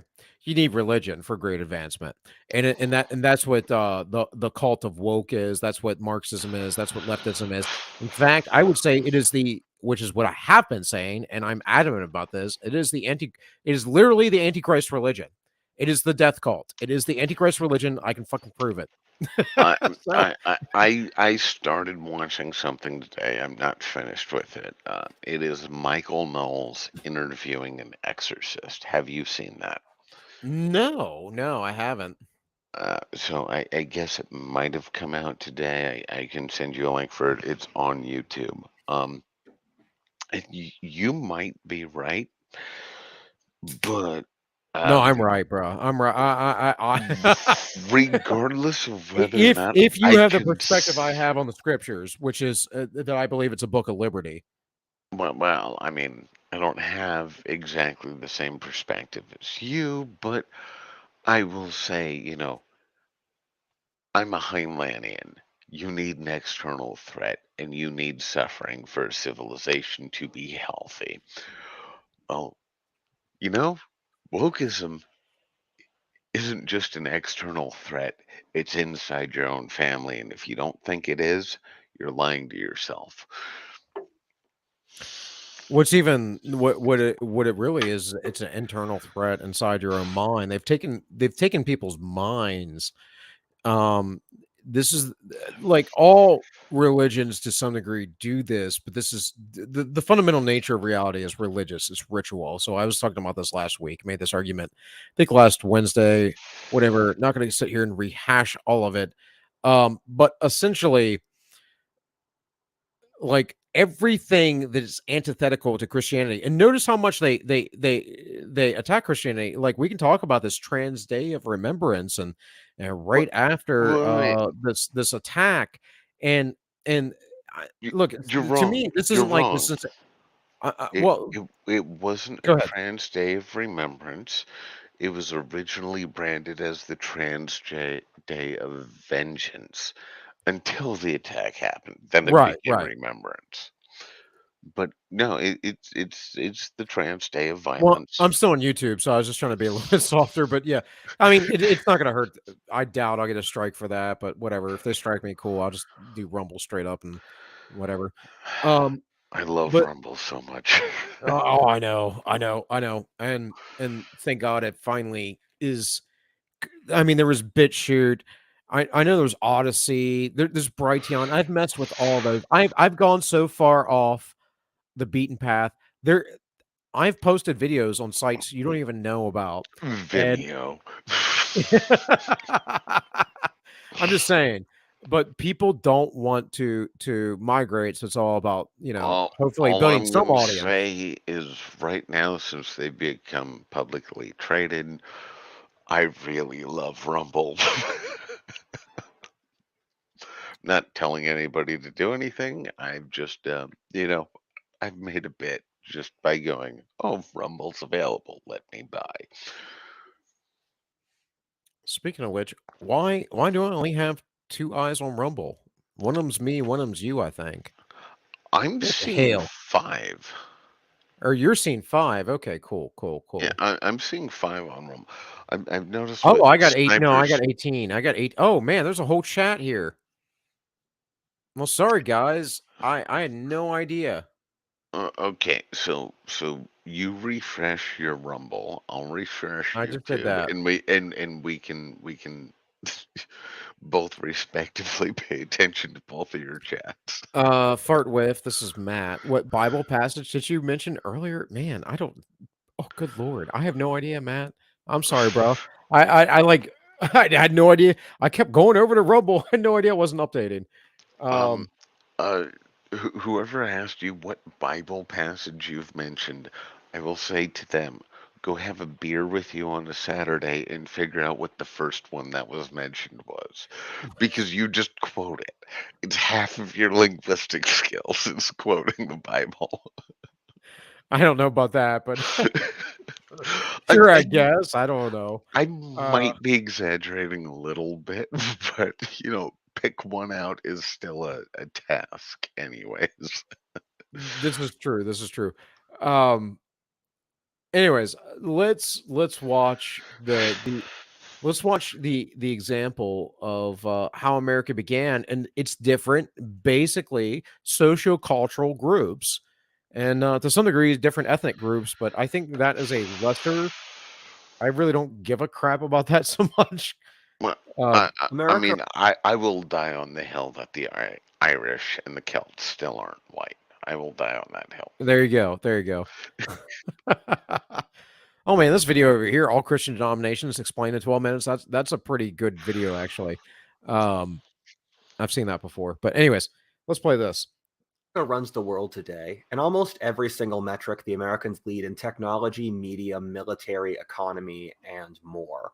However, lots of people, including Americans, don't understand how America really By the way, I know it's been up here, but just so I say it, like, what if all this? I don't know. Just so you know the name, give If you credit. like the video, works subscribe. or what Link. actually There you go. founded it, viewing it as a series of pop culture tropes rather than a real society. In fact, Americans are some of the most culturally illiterate people about their own society I've seen in any culture in the world, since they don't deal with enough other cultures to be able to see what the defining features of their culture are. This is a video to see what America is about, what separates. Okay, so before anyone gets butthurt about that statement, he's right, and it seems like a leftist statement, but he actually, I'm pretty sure this guy is on the right, and he mentions that later on. No, Americans he's don't Americans, unless they're cosmopolitan Americans or they're in the military, they don't travel. no, he's completely correct. But you also need to keep in mind, with perspective, the distance from San Francisco to DC is Paris to Tehran. Well, Oh, it's I know. actually further. I know, and he gets into that. He gets into that to some degree. But that's the point, is that so we did have the melting pot. Well, it wasn't the melting pot. That's the 1920s play or whatever. But we did have we had cultural pluralism, right? Before we had multiculturalism. So Well, I mean, it was effective until the welfare state started. yes, yes. So, anyways, let's hit play. It from other societies, how it started, and where it's going. Watch this video to understand the world's great power today.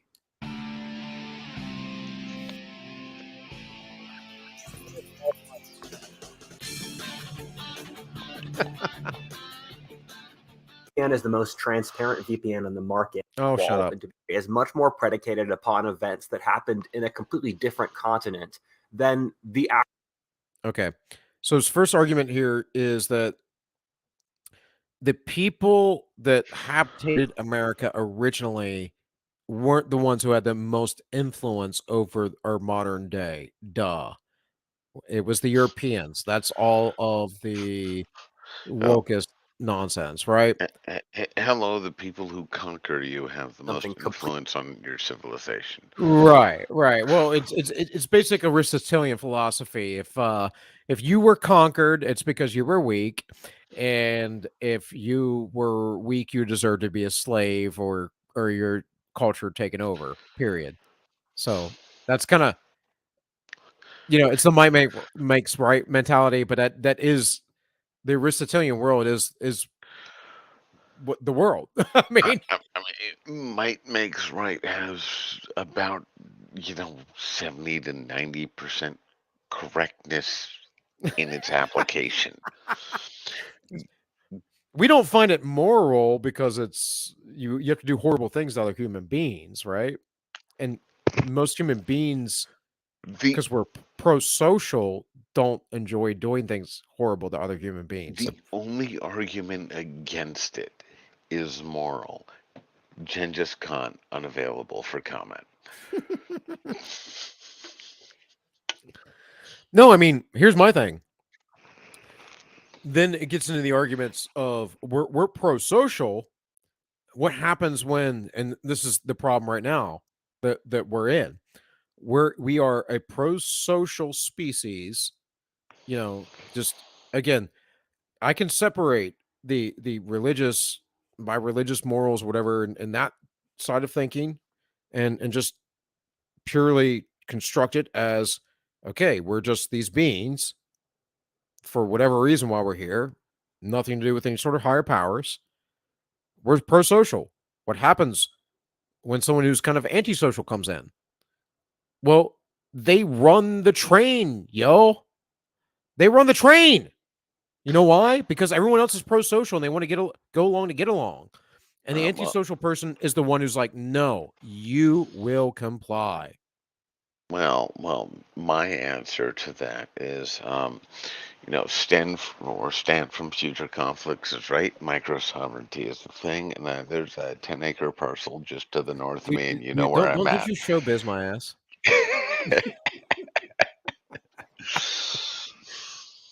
It's okay. It's okay. It's okay, bro. It's okay. Yeah. It's all good. It makes for good entertainment. But no, I actually I didn't tease it here. I will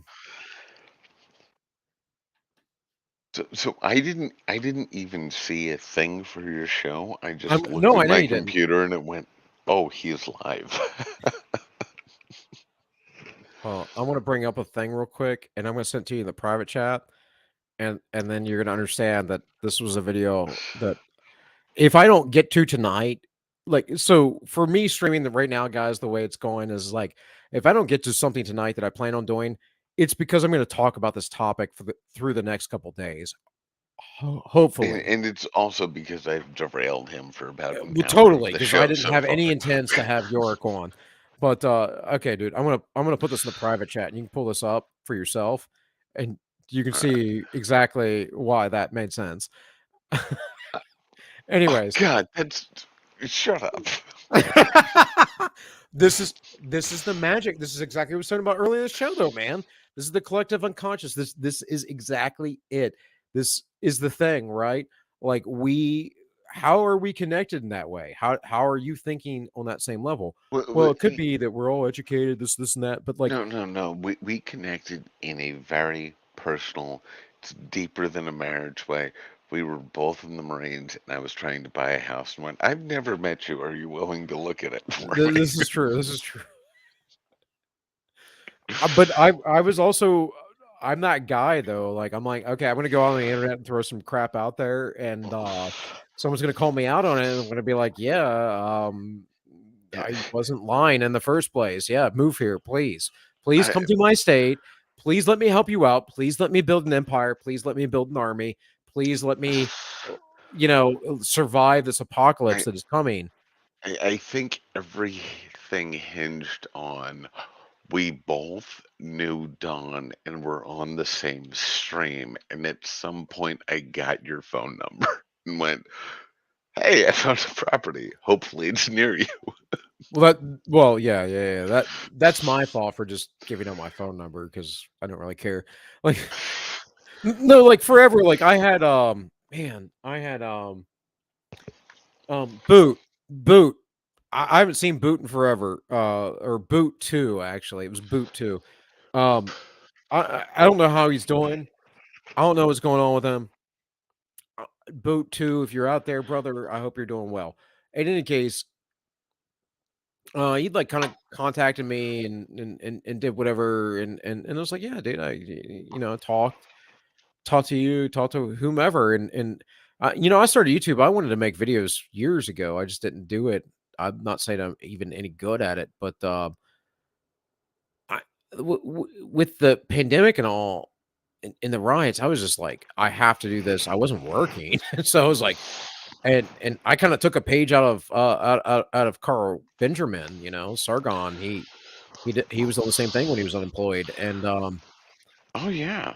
yeah, and so I was like, let me try, and then things came up, and so like I met Yiz. I'd been following Don for a while, and then I figured out that Yiz had like I saw Yiz on um Short Fat Otaku, and I was like, oh, I would like talk to her, and like I've sent out a lot of invites, a lot of try to talk to people, get ignored a lot too. I've been lucky with who I've made friends with. The Incest for the Memes when I made friends with Jeremy and Delaney from the Weekly Update or the Weekly Narrative. Sorry, the Weekly Update. I don't know why I said that. The Weekly Narrative, like which they're not even doing anymore. Jeremy's doing other stuff, but eh, that, the only that one was I me. know I'm just saying on that was me trying to network with it. Like this stuff is not easy, everyone. guys. Trying to build a channel, right? You know, Everyone, the only one who I know who appears to just consistently punch above his weight and have everybody on is Tommy and Tommy's podcast. oh, Because what Tommy? I know Tommy. I know that name. Tommy. He's he's an older been guy. on Don's before. I know. I know. I'm trying to think of his face. That's my problem. Is it was where I saw his face the first time. It was Tommy and Dale Comstock were on with Don. Well, I mean, Don got pretty good about getting people on, and the interesting thing Yeah. with Don, for me and Don, my relationship with Don is before I actually like, reached out to him to have him on our show. I'd been watching Don stuff for like 2 or 3 years, but he had his old co-host on, right? Yeah. And yeah, yeah, and then that show kinda disappeared and then I would go and I was like, "What happened I like this show," and I'm like, "What happened to all the videos?" Because all these videos were gone, and then Don started doing his own stuff and, you know, um So, so my relationship with Don essentially was I found him after his old show with his co-host was gone. And it was like, oh wow, you seem relatively reasonable. By the way, I Peter, live that in was his name, now I California. remember. I Peter, live in California. I'm going to a thing in Peter. Texas. And I just ended up mowing his lawn while he was moving. It's like, all right, you're a Marine. We're good anyways. Let's do it. Well, what I appreciate about Don is because, so I have a lot of, for lack of a better term, but the best way to put it, like white trashy people in my family and whatever extended family, whatever else. And I'm not saying all of them, whatever else, but there's Yeah, issue. yeah, I get your point. Yeah, and my parents were like sort of protective of that to some degree, but they came out of that too, and they were trying to be like these good Christian folks and whatever else. And so, like, when I was in the military, I had this, like, because my dad being a minister and my naivety and whatever else, I had this very I had a very high and noble, not that I was a prick to anybody, don't get me wrong, but, like, the way I carried myself, high noble, uh, Yeah, if we met existence. each other in the Corps, I would have probably not been friends with you. My I point was is as when I went to boot camp degenerate as they My come. my point is when I went to boot camp, like initially my class of boot camp was like 112 people and it whittled down to like 96. And then I think we graduated with like 70 something, 60 something, 70 something, whatever it was. Yeah, But like when I went to boot camp, like I was mad at dudes for screwing off in boot camp and doing stuff behind that drill instructor's back, trying to make fun or doing whatever. I took it so seriously. Even when I started working at the jail, when I was 22, I think that's how old I was. 23, 22, whatever. yeah, 22, Yeah, 23 sounds about 23, right. 23 is how old I was. When I started working there, um, same kind of thing, like and over time, like, kinda relaxed, took myself less seriously, kind of, it had to do with the strictness of environment I was in, and also, though, I kinda on the side or whatever, when work was done, I've always been a guy who likes to kinda party and relax or do whatever else. But my bigger point is I couldn't entertain the shades of gray of humanity as much. when I was younger because of how I was shielded from it. I was very naive in a lot of things. So, So, um, so I'm basically your mirror reflection opposite is I started with everything's a fucking shade of gray, right. and you can get away with what you can get away with.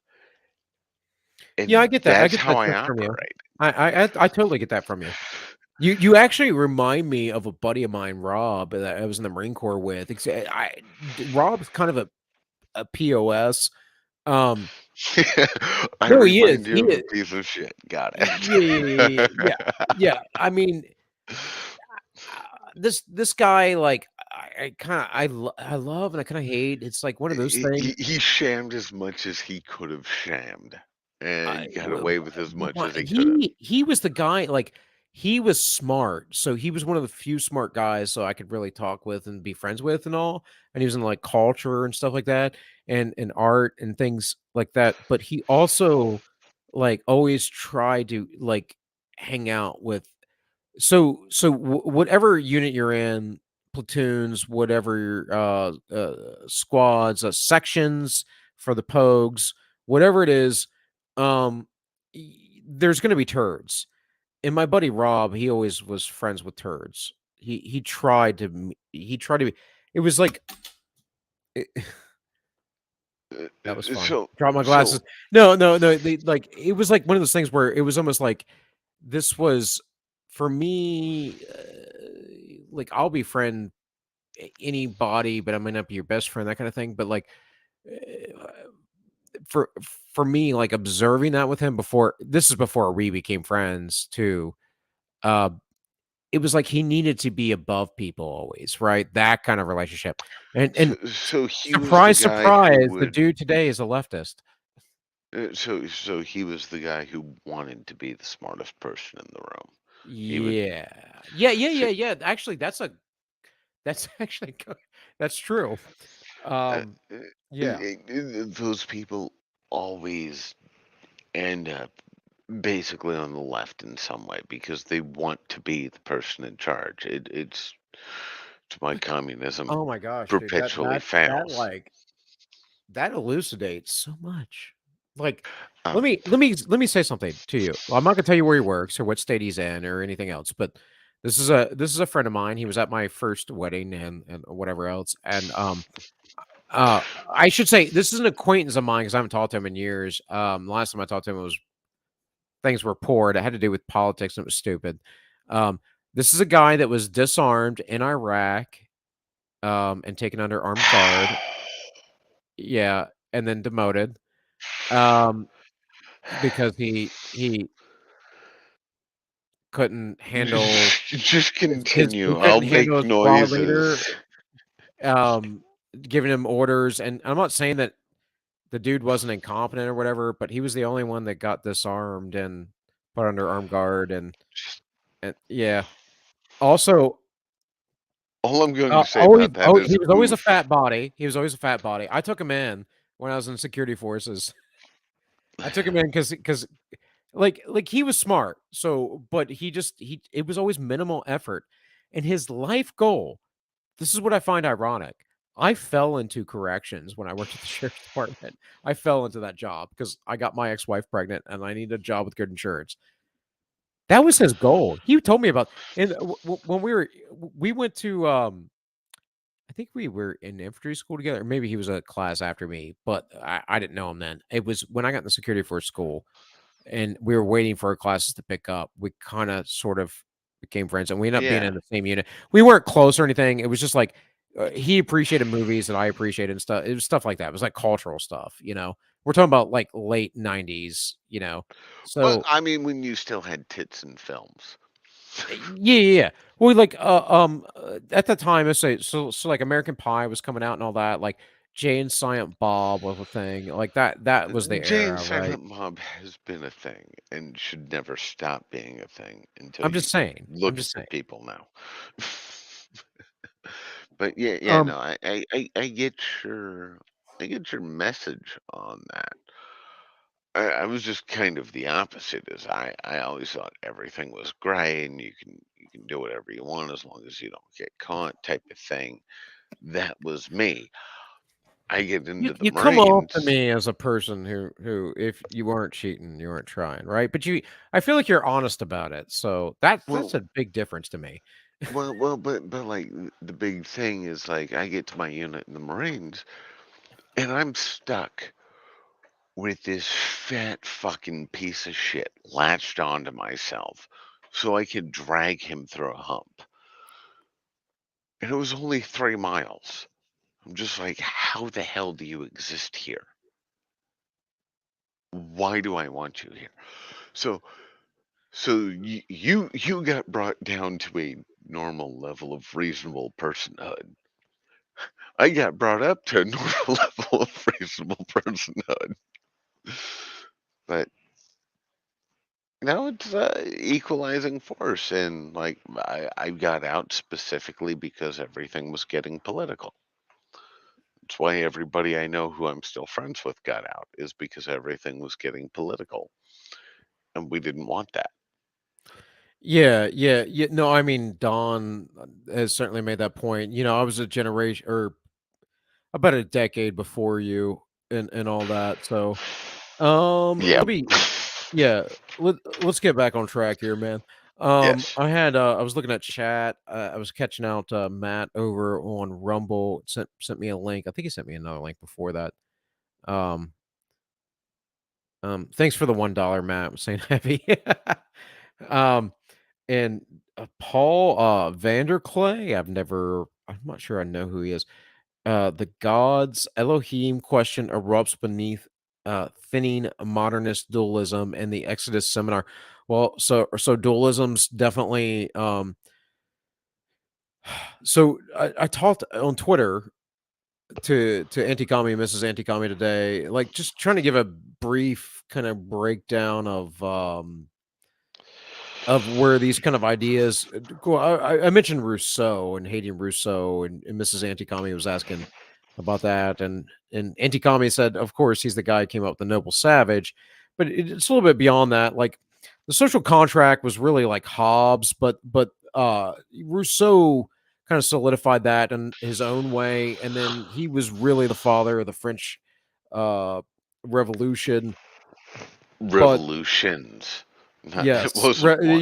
yes, the new, just like the Russian revolutions, right? Um, yeah. You- uh, I mean, I Well, was going to go say ahead, man. Go ahead. Ukraine unavailable for comment, but I mean, it's not necessarily So pertinent. I'm trying to think off top of my head what else I said. I basically went down the lineage from Rousseau to I left out Kant and all that stuff. I went to Hegel, from Rousseau to Hegel, and then how so How do you Hegel's leave trying to, out Kant? huh? How do you leave out Kant? How Because do you do that? 'Cause he was very influential in that entire movement. okay, but so was Locke, so was I don't know, all these other people, dude. Like I I'm just trying to make like a quick, like this is in Yeah, like 5 or 6 tweets. So fair enough. yeah, yeah. So I'm talking about kind of like this idea though of human beings civilized actually in behaving in some sort of manner of morals and good exchange where everyone's profiting is being eroded very quickly by these philosophers from the late 1700s or early 1800s all the way up to about the 1880s or so and well, even past that, because so what is it, 1880-ish is you're getting into Antonio Gramsci and Sorel, I think, around that time period, and then you start getting by then the progressive era is coming in. 1880s is really Yeah. the beginning of the progressive era. So, Well, um, I mean, the progressive era starts when the Fabian Society exists. well, I would say you would have to look at it on the level of each society because at the time in the 1880s German society was considered high society for all of Europe. Europe, and that's why we have a Prussian school system. So, um, Well, you know, I'll disagree with that one. okay, We go have ahead, go ahead. we have a Prussian school system because who was it? What was it? The Rockefellers who had the oil? It wasn't No, the no, no. The Rockefellers. Prussian school system started before that, bud. I No, it, no, no. But what I'm talking about is not just that it existed. It was the founding institutions that paid for it to persist okay. Well, this beyond. is okay. Okay. That was I So believe it was the Rockefellers. what we're doing right now, and we could get in try and do a history lesson on a live stream, and we're both going to be wrong. And yeah, right. So, actually, this video explains some of that. All So right. let's get into this Just video. before you hit play, I have Yes. one thing to say to your How chat dare there. you? To your chat there, who said Elohim is Baruch atah Adonai Elohim. Please continue. Baruch atah Adonai Elohim. Oh man, I don't remember the rest of it. Hold on. Baruch It's the atah only. Adonai Elohim. Alafet. Is that what it is? It's Alafet, right? I thought it was Elohim. Baruch I, atah I Adonai Elohim Alafet. Alafet is Alafet. Aleph bet. Alphabet is yeah. okay. So you're Okay. thinking of something Get to that. different than I'm thinking of. What I'm thinking of is Baruch atah Adonai basically the. Elohim that's in my head, dude. I like it's one of the few things I know in Hebrew. Anyways, and I can't. Let's I've had continue I've and had not. I've had beers now, dude, and it's getting late, and I can't remember even what that means. It means the Lord our God. Uh, it's been so long. It's been so long. My dad went to Hebrew school when I was like, we're not Jewish, by the way. My dad went to Hebrew school when I was like 9, just so he could learn to speak Hebrew and in the Bible and stuff. But see, the problem with that is which he knows now, is that the early Christians didn't use the Masoretic text. They used the Septuagint. Okay, so what I said roughly translates to: We praise you, eternal God, sovereign of the universe, who makes all or who makes us holy with mitzvah and commands us to kindle the Sabbath lights. What's mitzvah mean? Then I'm okay. Let me Google that. Baruch atah Allahai Alafim Alahet. That's what it is. So I just said it correctly. I'm pretty sure. I I don't think remember what it means though. I think you were saying a different Jewish prayer. Okay. No worries. Good thing Yiz isn't on the stream. Oh God, I mean, if Yiz was on the stream right now, I mean, we'd be hearing "Burn coal, pay the toll, burn coal, pay the toll." I love Yiz, but oh Um, man. okay, mitzvah roughly translates to commandment Okay. Okay. or a good deed. But All right, shut up. play I'm playing a play the video. video, play Completely. the video. And I believe this will occur in America over the next 1,000 years. However, as you'll see, I think this is a useful prism through which to view America, even if America is very clearly part of Western civilization. America is strange in that its existence as a country is much more predicated upon events that happened in a completely different continent than the actual history of the location it's in. What I mean by that is that the native peoples were often quite advanced, with Cahokia in Illinois, for example, having a population larger than London's in the year 1200. However, All right. I Having a will low be population does not necessarily equate to advancement. Smallpox unavailable for comment. You autistic SOB. I will be right back. I must use the restroom. I've been streaming for 2 hours straight. That's fine. You do that. I will Yeah. entertain chat and All yell right. about All the. right. Don't get my channel canceled. I'm just going to talk Jewish prayers. Okay. Okay. That might actually maintain the channel. You never know. However, that entire civilizational and cultural trajectory has very little bearing upon the current US, which is fundamentally an extension of European civilization. Actually, genetically native people are less than 1 or 0.5% of America's population. One of my favorite historians, Leland DeWitt Baldwin, said America is a side effect of the English Civil War, and that's a good place to start to try to figure out America's identity. The starting point is that, like every other country in the world, America's sense of its history is warped by what it wants to believe. And one of the biggest myths we get is that America is a single nation rather than an ethnic federation that is over time fused into a single identity. One of the best books you ought to read in order to understand America is Albion Seed by David Hackett Fisher. It goes through how America's identity is driven off 4 regional migrations from Britain during the colonial period. These separate cultural groups exist until today and drive the country's politics, culture, and every action it does. You can track these regions with linguistics, architecture, voting patterns, and anything else you would want to look for. We've validated this on a genetic basis where all of these groups still exist today, comprising the genetics of around 60% of Americans, with these ethnic groups being larger than most European countries. The ethnic differences between the northern and southern British Americans are equal to that between different European countries, and is large enough that you would have expected a large mountain range or desert on the Mason-Dixon line. I go through all of these separate groups in my first video on American regional cultures in greater depth. The northern United States was settled by 3 distinct groups. The first are the New England Yankees, who formed what amounted to an ethno-state. They were religious fanatics from eastern England. They were almost entirely middle class and created a culture with extreme amounts of control over people's lives, legally banning Christmas, dancing, music, being lazy, or arguing too loudly with your spouse. Their church services were 6 hours long, where a giant painted eye of God would stare down the congregation.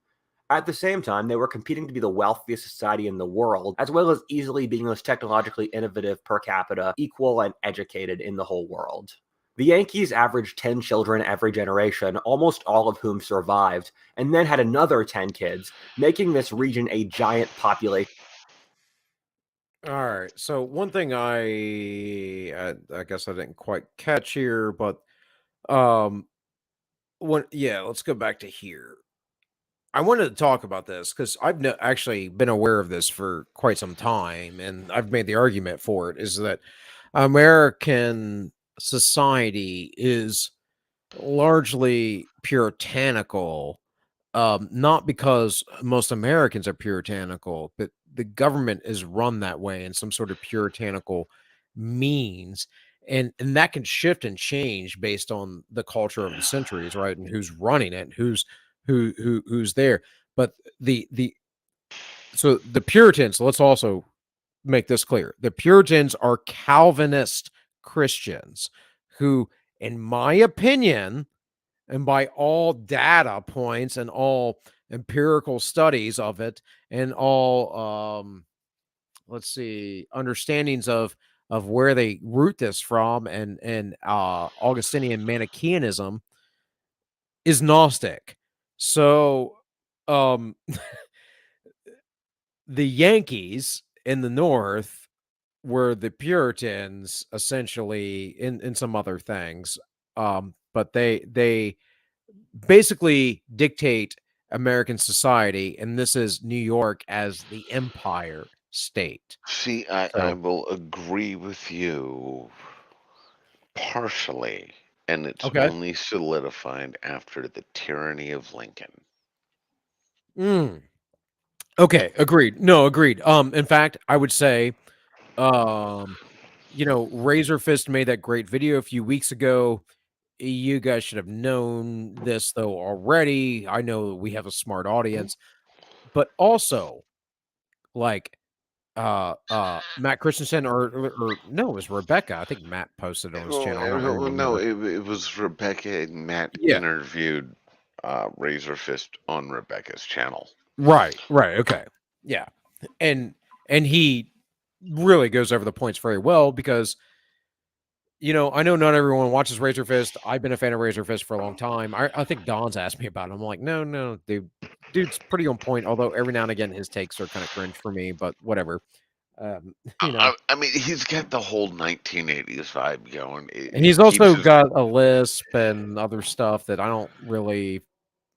But You know, I'm he's a wordsmith, man. He's a great wordsmith. I'll give him that. he's great with alliteration, but even Yes. before Razor Fist, I used one argument in a political conversation with my dad, which was, well, and I didn't know who said it at the time, but it was, well, I mean, if the session is off the table, all hail King George.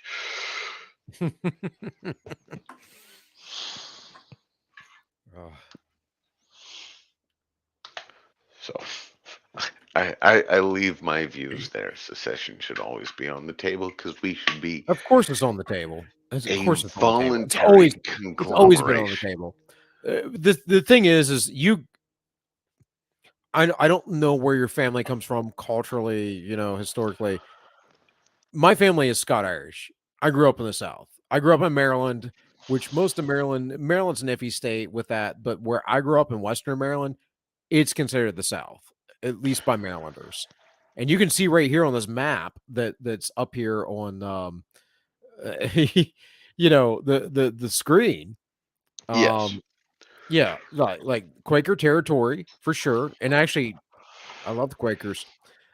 Maryland, and this is the part of Maryland I live in or grew up in. Now I live in West Virginia, which is also the part of Maryland I grew up in, wanting to secede to West Virginia. So there you go. But Well, I mean, this is why you should have showed up last Saturday if you didn't have to work, because that was an argument I was making on West Virginia should let it happen. well, look, I mean, my wife is a Yankee. In fact, we went out to dinner the other day, and she was asking about sweet tea and all that stuff, and I was like, she's a Yankee. She didn't get it." And most likely too, though, the girl who's the waitress was too young to even get that reference because unless we're down in Georgia or something, like the South ain't the South anymore. Like North Carolina and South Carolina still kind of got it. Virginia's kind of a lost cause, honestly. Oh, great! You're Um, bringing in the lost cause fallacy I'm just saying. to, No, to I'm just states' saying. rights argument. I'm just saying. I mean, lost cause as far as Southern tradition, man. So all I'm saying, like Nova's so impacted that. Like, don't get me wrong. There's a lot of Virginia that's still very rural and this and that, but it's the No, I power center. no Um, no. you It's know, all the power centers. That's what it is right? for every state. D- Don's right in this scenario. And even moving here to West Virginia, I will stay. I will say, as a matter of fact, even me living here, you have more rural, traditional Americans on California's eastern border than you do in Appalachia. That makes sense Right? to me. And they're probably more well armed, and at least for some of them, I know they have a lot more high explosives. But you know what? You know what? You don't have the laws to back you, and that's the thing, right? What? I mean, out here specifically where I live, you know where I live. Yeah. I was told by locals I live in 308 country because the sheriff doesn't show up here. Well, no, no, no. I get that. I get that. But my point is that in California, those people that are really based in California in certain areas, they don't have the laws to back them. In some counties, maybe. Oh no, they don't in any way, but most of those areas, if you're specifically talking about the Rocky Mountain Ridge line or Jefferson or whatnot, the sheriff will. The law may say you're wrong, but the sheriff ain't going to help the state. Well, that's the sheriff's job, actually. So, No, no, the sheriff's job is to support the Constitution, not the state. that's right. Well, right, which is not the state. And Yeah. so what to your point earlier with Razor Fist and all that is that we're living so the Jeffersonians won. And with the Civil War, the Hamiltonians took back over, right?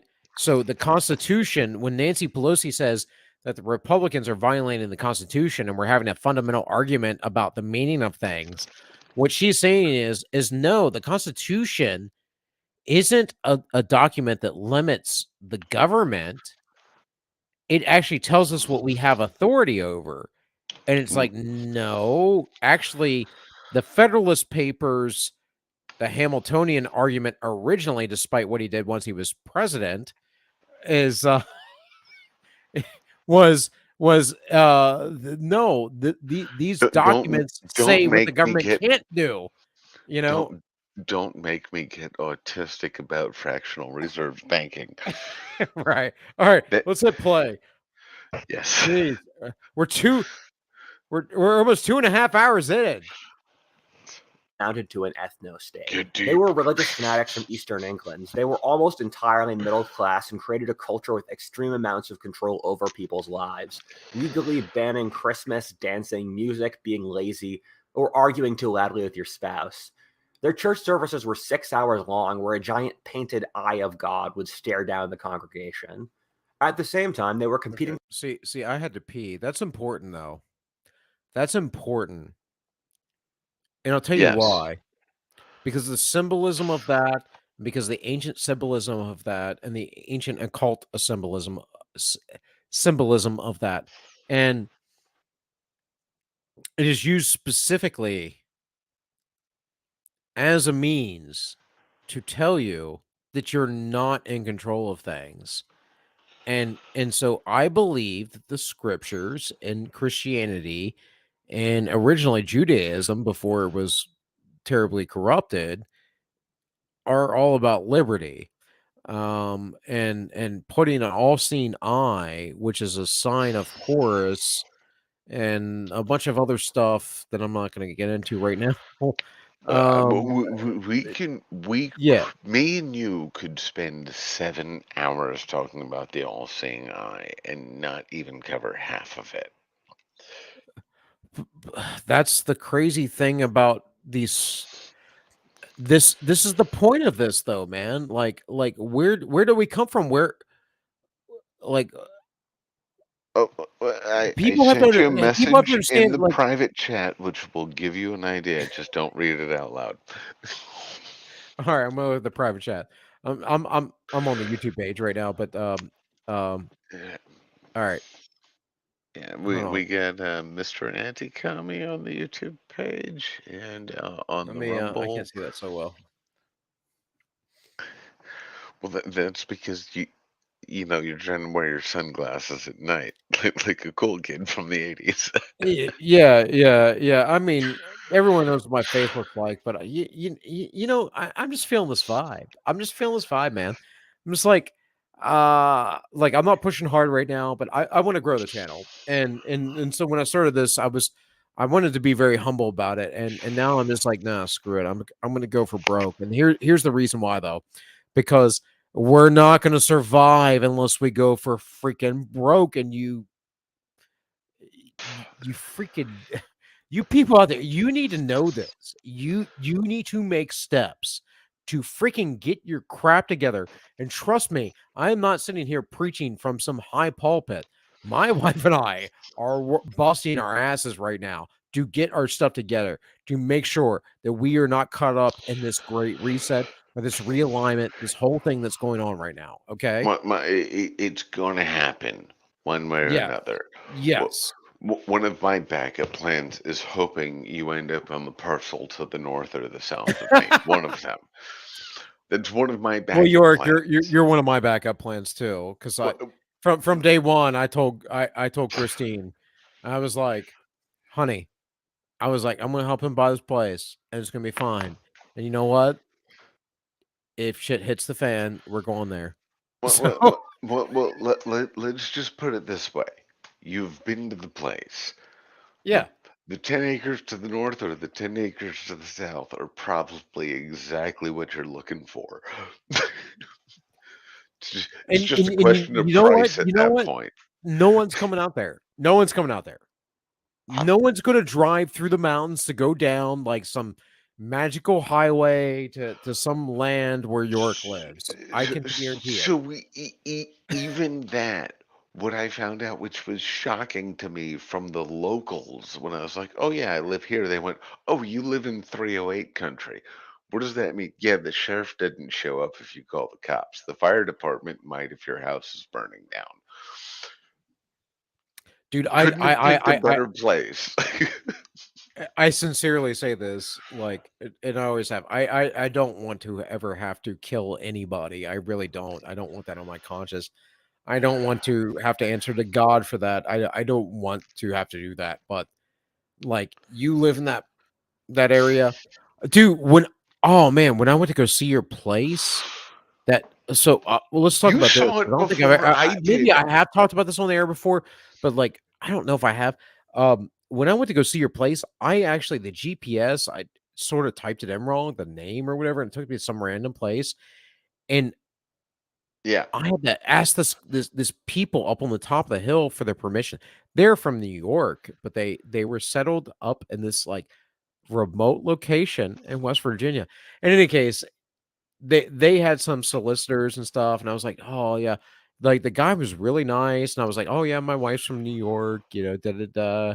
But at the same time, it's like, you don't freaking know. That dude coulda, like, shot me, kept my no, car. no, Who would have known? No no, one would no. know I drove out there.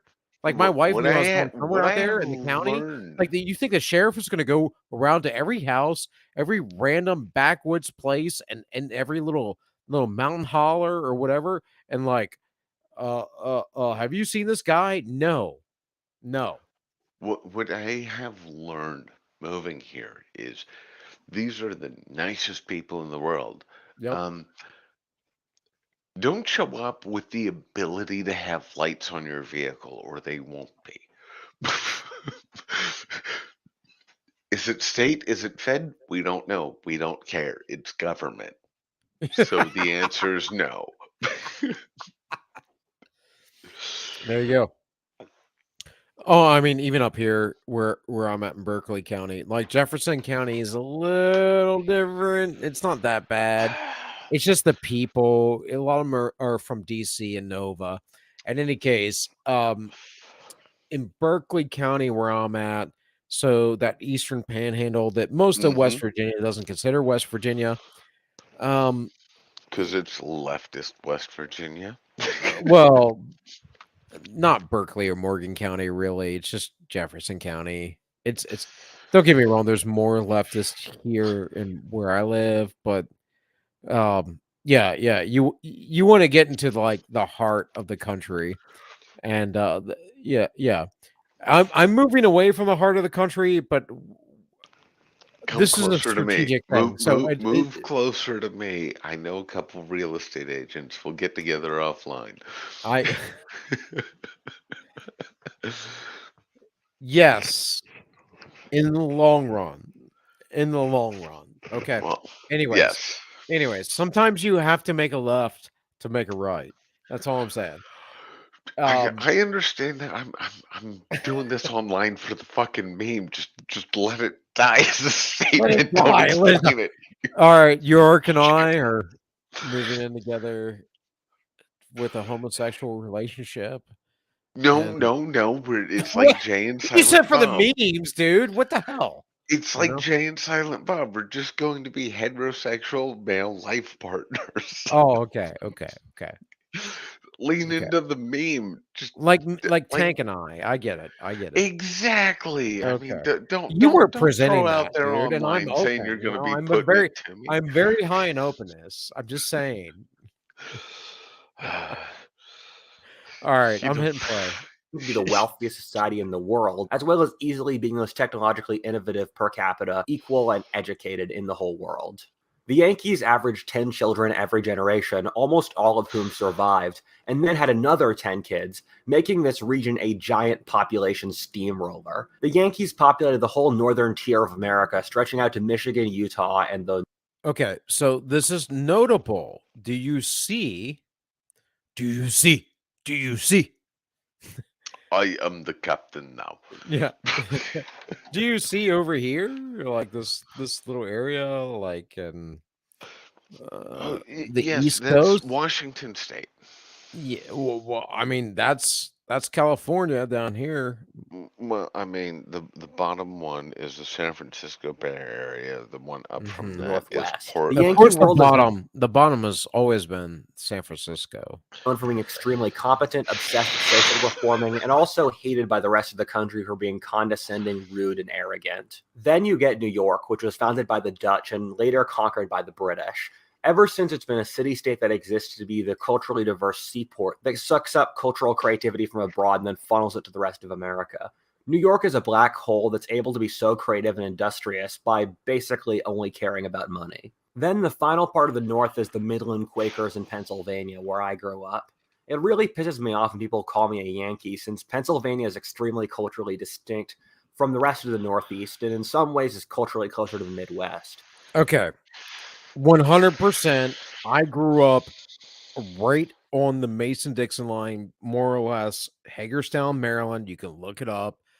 I-70, 81 runs through there. Look, guys, Pennsylvania is Pennsylvania, okay? And it's Pennsylvania for a reason because of that Quaker influence. I swear to you, most of Pennsylvania is still stuck in the 1950s, and that is the critique of don't get me wrong. I feel like most of Pennsylvania has actually upgraded to the 1980s, but that is the critique of the Midwest, right? So, Well, no, the like, Midwest is better, except for the Midwest is Wisconsin. better. Yeah, probably for And sure. the people in the Midwest are better. The cities are worse. Let me put it that way.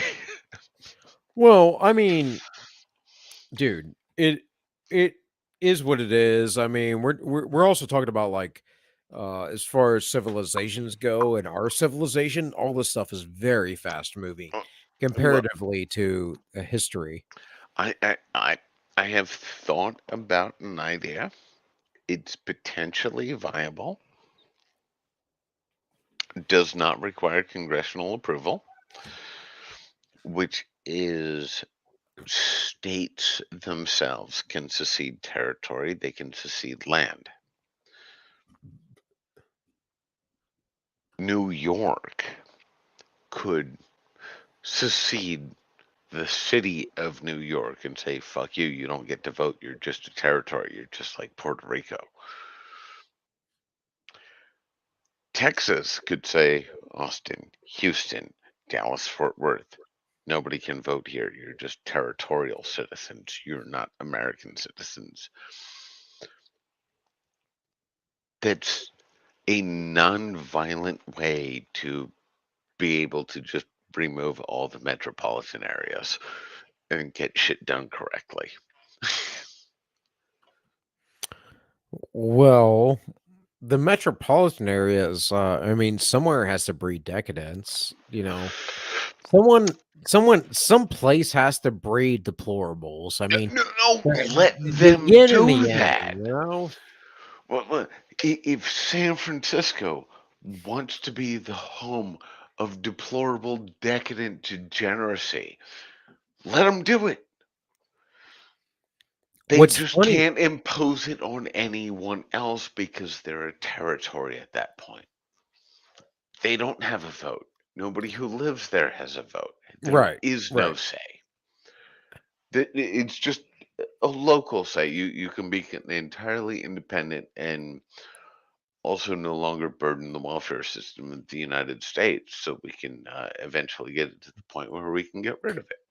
Well, what's funny to me is I don't think that I honestly don't think most gays actually buy into all that stuff anymore. Like some of them might buy into some semi sort of leftist ideologies, but like I thought about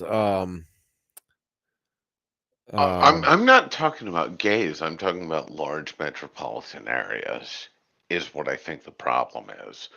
I mean, you can be the biggest faggot you want in a Mennonite community in West Virginia. I don't care.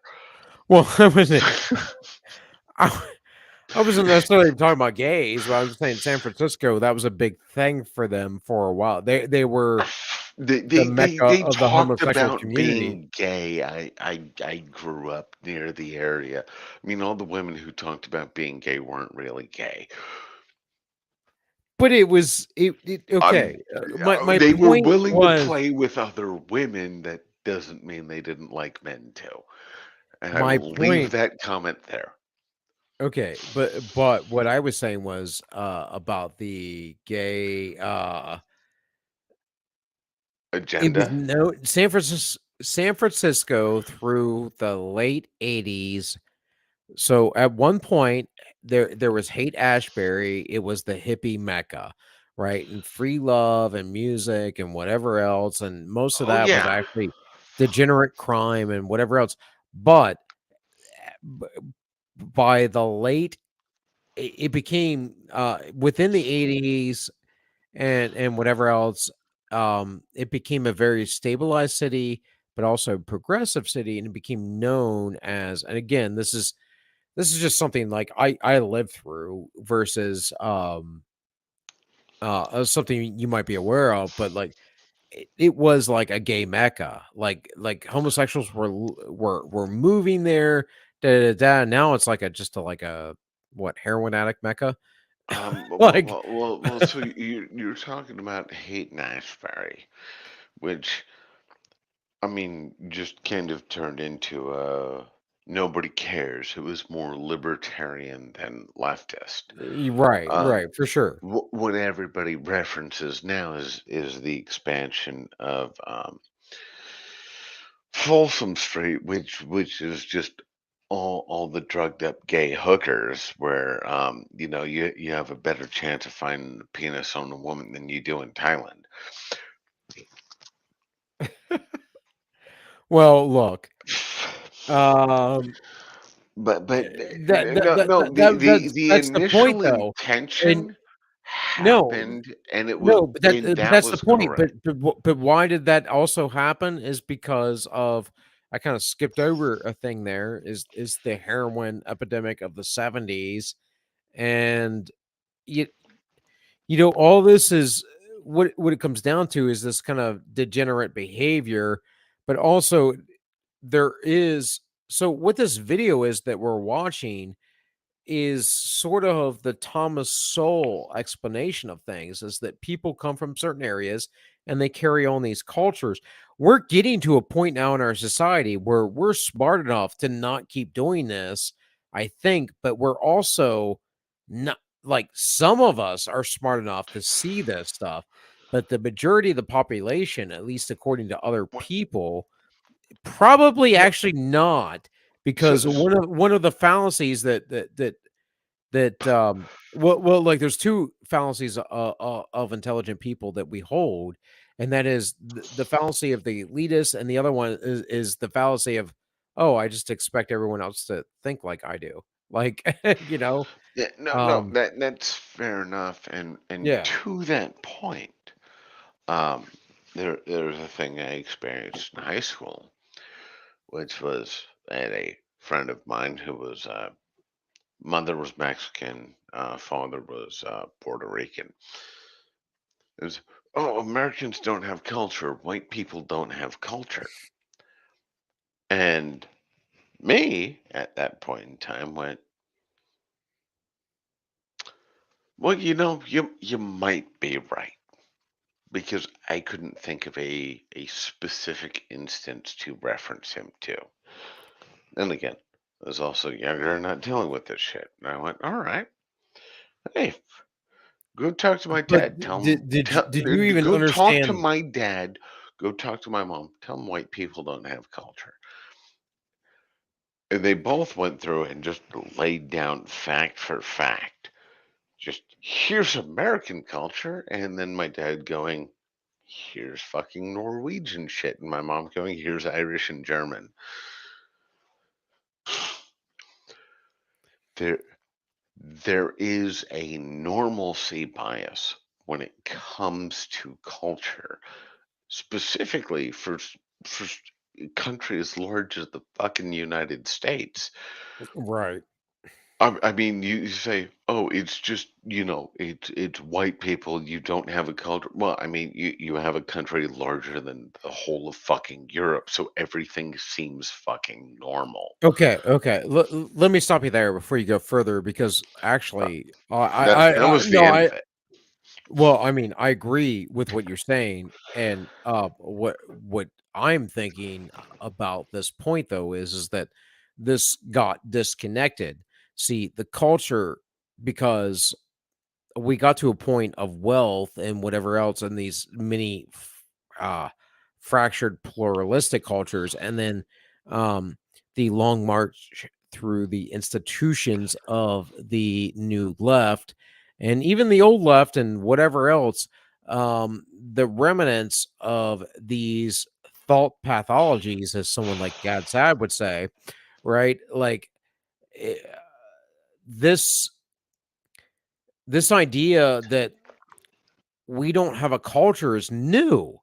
It's very new because, again, like, I'm not that old, but as someone who is 42, this isn't something that I had heard really in any serious way until, I don't know, 10 years ago, You, maybe at you know best. where it At started? best. I can tell you where it started, and I have disagreement on how it happened, but I can tell you exactly where it started. Was Nikita Khrushchev? Well, yeah, yeah, yeah. No, no, no. I mean, No, no, dude, I can. it's not like it was a thing beforehand, but it started to take full effect when Nikita Khrushchev, in what was it, the 50s, told the Well, let's say United States. Trotsky, very much wanted to culturally influence the Russian people without moving.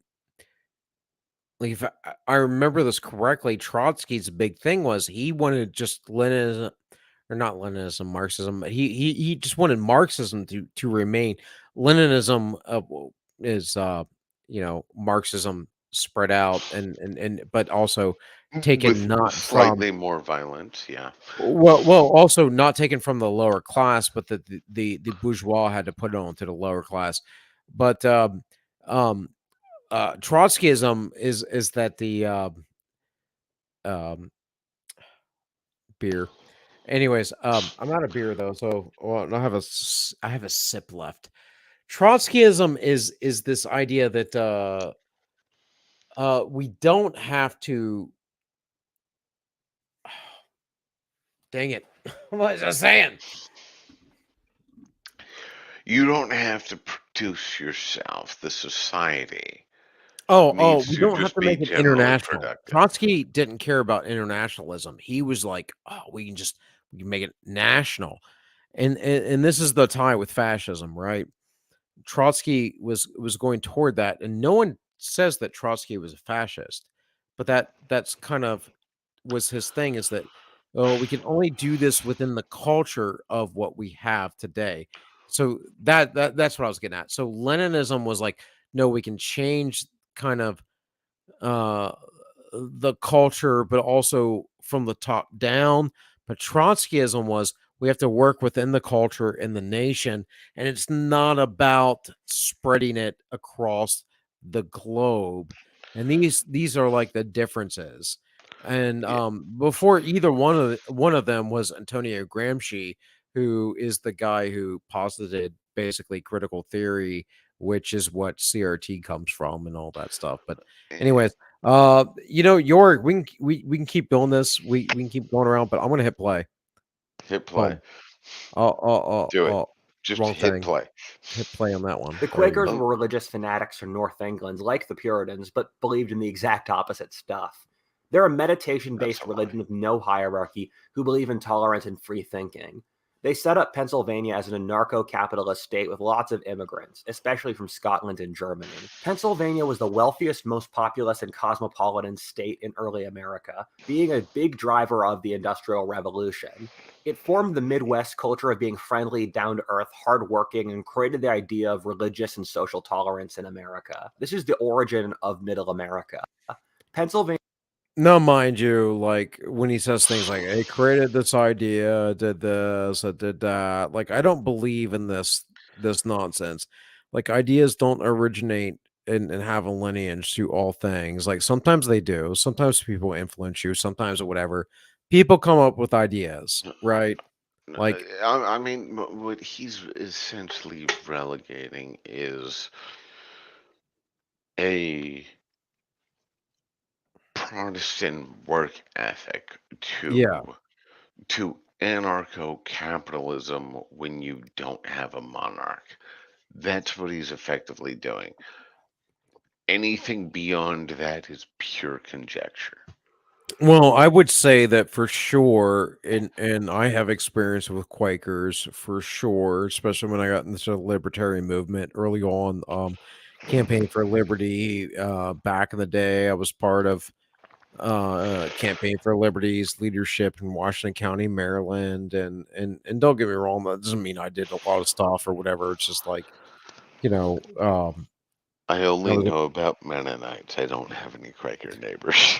well, Quakers are different than Mennonites, actually. Mennonites are anti-Baptist.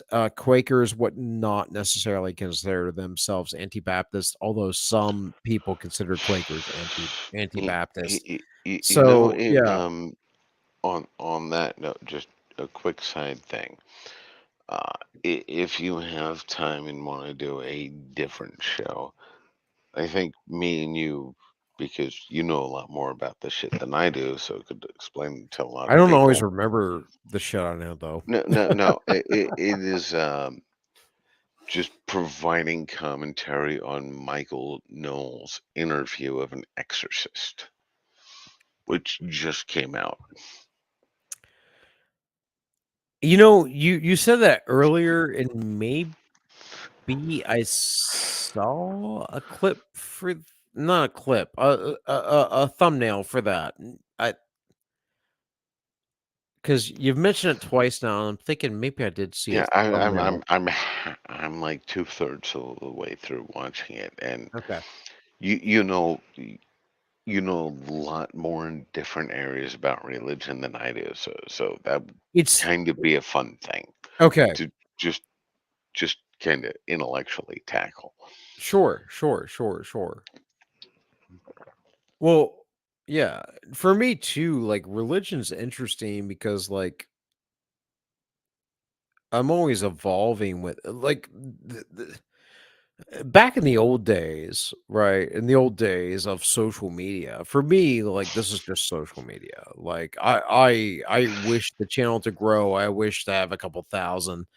Like seriously, my aspirations are very humble. Like a couple thousand, like 10,000 people. Like that'd be great. Like that's it. Like I'm like 1,000, 10,000, whatever. If I could influence what what could go out from there, maybe.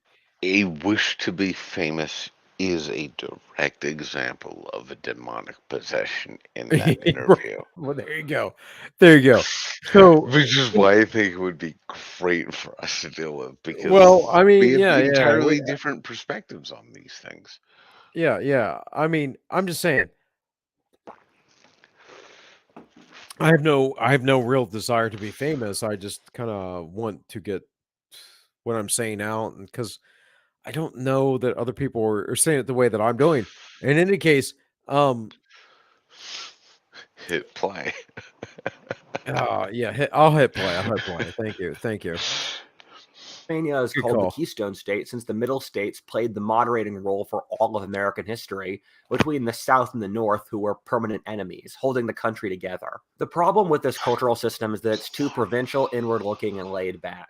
New York was always able to outcompete Philadelphia, given Philadelphia cared much more about maintaining its local social structure than being on top of the next innovation, making Philly more pleasant than New York, but also turning it into a backwater. Now we cross the Mason-Dixon line into the south. I actually used to live right on the Mason-Dixon line, which is the border between the northern and southern states, with my school bus stop in Delaware and my house in Pennsylvania. However, until recently, this was a massive jump between an almost entirely white, urban, merchant society in the temperate zone to a mixed race agrarian aristocratic one in the tropical with alligators and palm trees. Virginia was settled by the second sons of South English nobility that made an aristocratic society that provided much of early America's best leadership, like George Washington, Thomas Jefferson, or Robert E. Lee. Virginia was settled by a combination of these aristocrats and poorly educated small farmers. The land was divided up between massive plantations, and the South became a society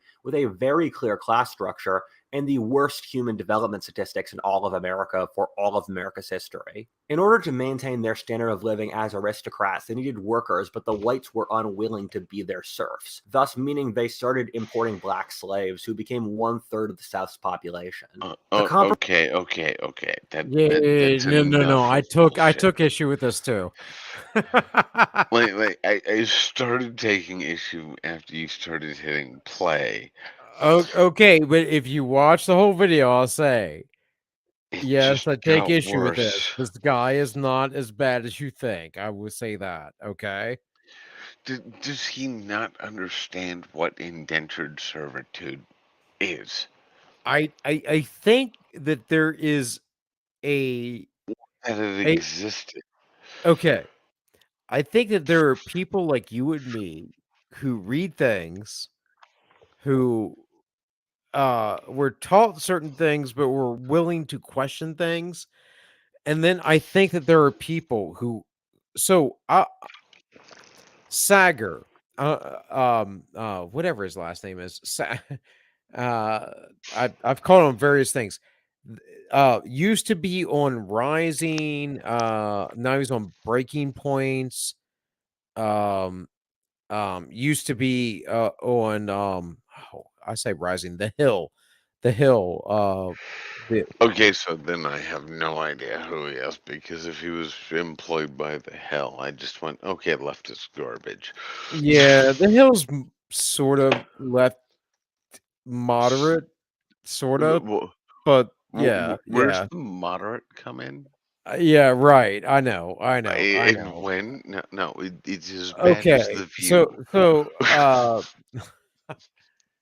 Don't get me wrong. I've made the same critiques, but I'm just saying from I guess the way when I say that, because you and I can both say this is far left, but the average audience, I'm always trying to look at how I'm trying to present things to people in the world that aren't necessarily like Si- there's the indoctrinated, there's the on either side, right? Don't get me wrong, I think that there's since good since indoctrination and Sniper bad. convinced me to co-host for him, I I've devolved from trying to help people and just went, no, it's fucked, and I'm just gonna tell Well, you look, you're retarded. he does his own channel too, and he had Peter Zion on, and actually, it's another video I have on here about Peter Zion might not be right, and I've been all about like pushing sort of what Peter Zion's been saying, and because I see what he is saying at the same time since the beginning of me like finding him out. I've been like, I'm not sure if this guy's right, but he seems like he's right, you know? So I'm all about other opinions. But anyways, Sager exposed me to him and other things. But what one of the things that I will say about Peter Zion as well as Sager is that they follow this new world leftist order of World War II, which is all bullshit. So, Well, right? I mean, I agree with you in that standpoint. Only I don't go with the Sanger Zion viewpoint. I'm more of the it's purely due to my upbringing and exposure of like I was listening to Alex Jones' first broadcast from Bohemian Grove on Coast to Coast AM. Yeah. So I'm not looking at this from a spiritual perspective. I'm looking at this from a perspective of I know somebody who has proved it and listened to them, and then I can currently check their reporting record for truth against any other institution. You go, all right, so you're 80 to 86% right consistently. Yeah. Right. And CNN and Fox News, who have the highest scores, are about 50% correct. I'm sorry. I'm just gonna throw my lot in with the guy who's yelling about throwing or turning the freaking frogs gay, because in 6 months you're just gonna say, well, he was kind of right on that, which means he was actually right and we lied about it. So yeah, you're a decade older than me, or ish, and I get the Ish. benefits of growing up with Alex Jones's a wait, shit, I have a barometer for the news and don't need to figure it all out myself. Well, look, I mean,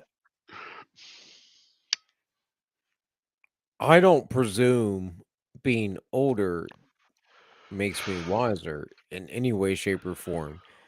I do presume, because it seems quite logical, that being older and someone who's curious, who's always learning, would be not always learning as well, but I should say always trying to reinvent themselves, always trying to optimize themselves. See, And I you know, presume on that for older versus wiser argument. I don't give a shit about that. no, I presume I don't I either. I generally presume that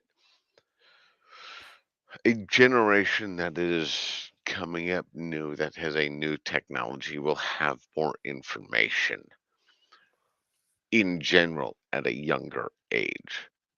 The older people of that generation, and we'll use you as a stand-in here, have a better idea of how to deal with it.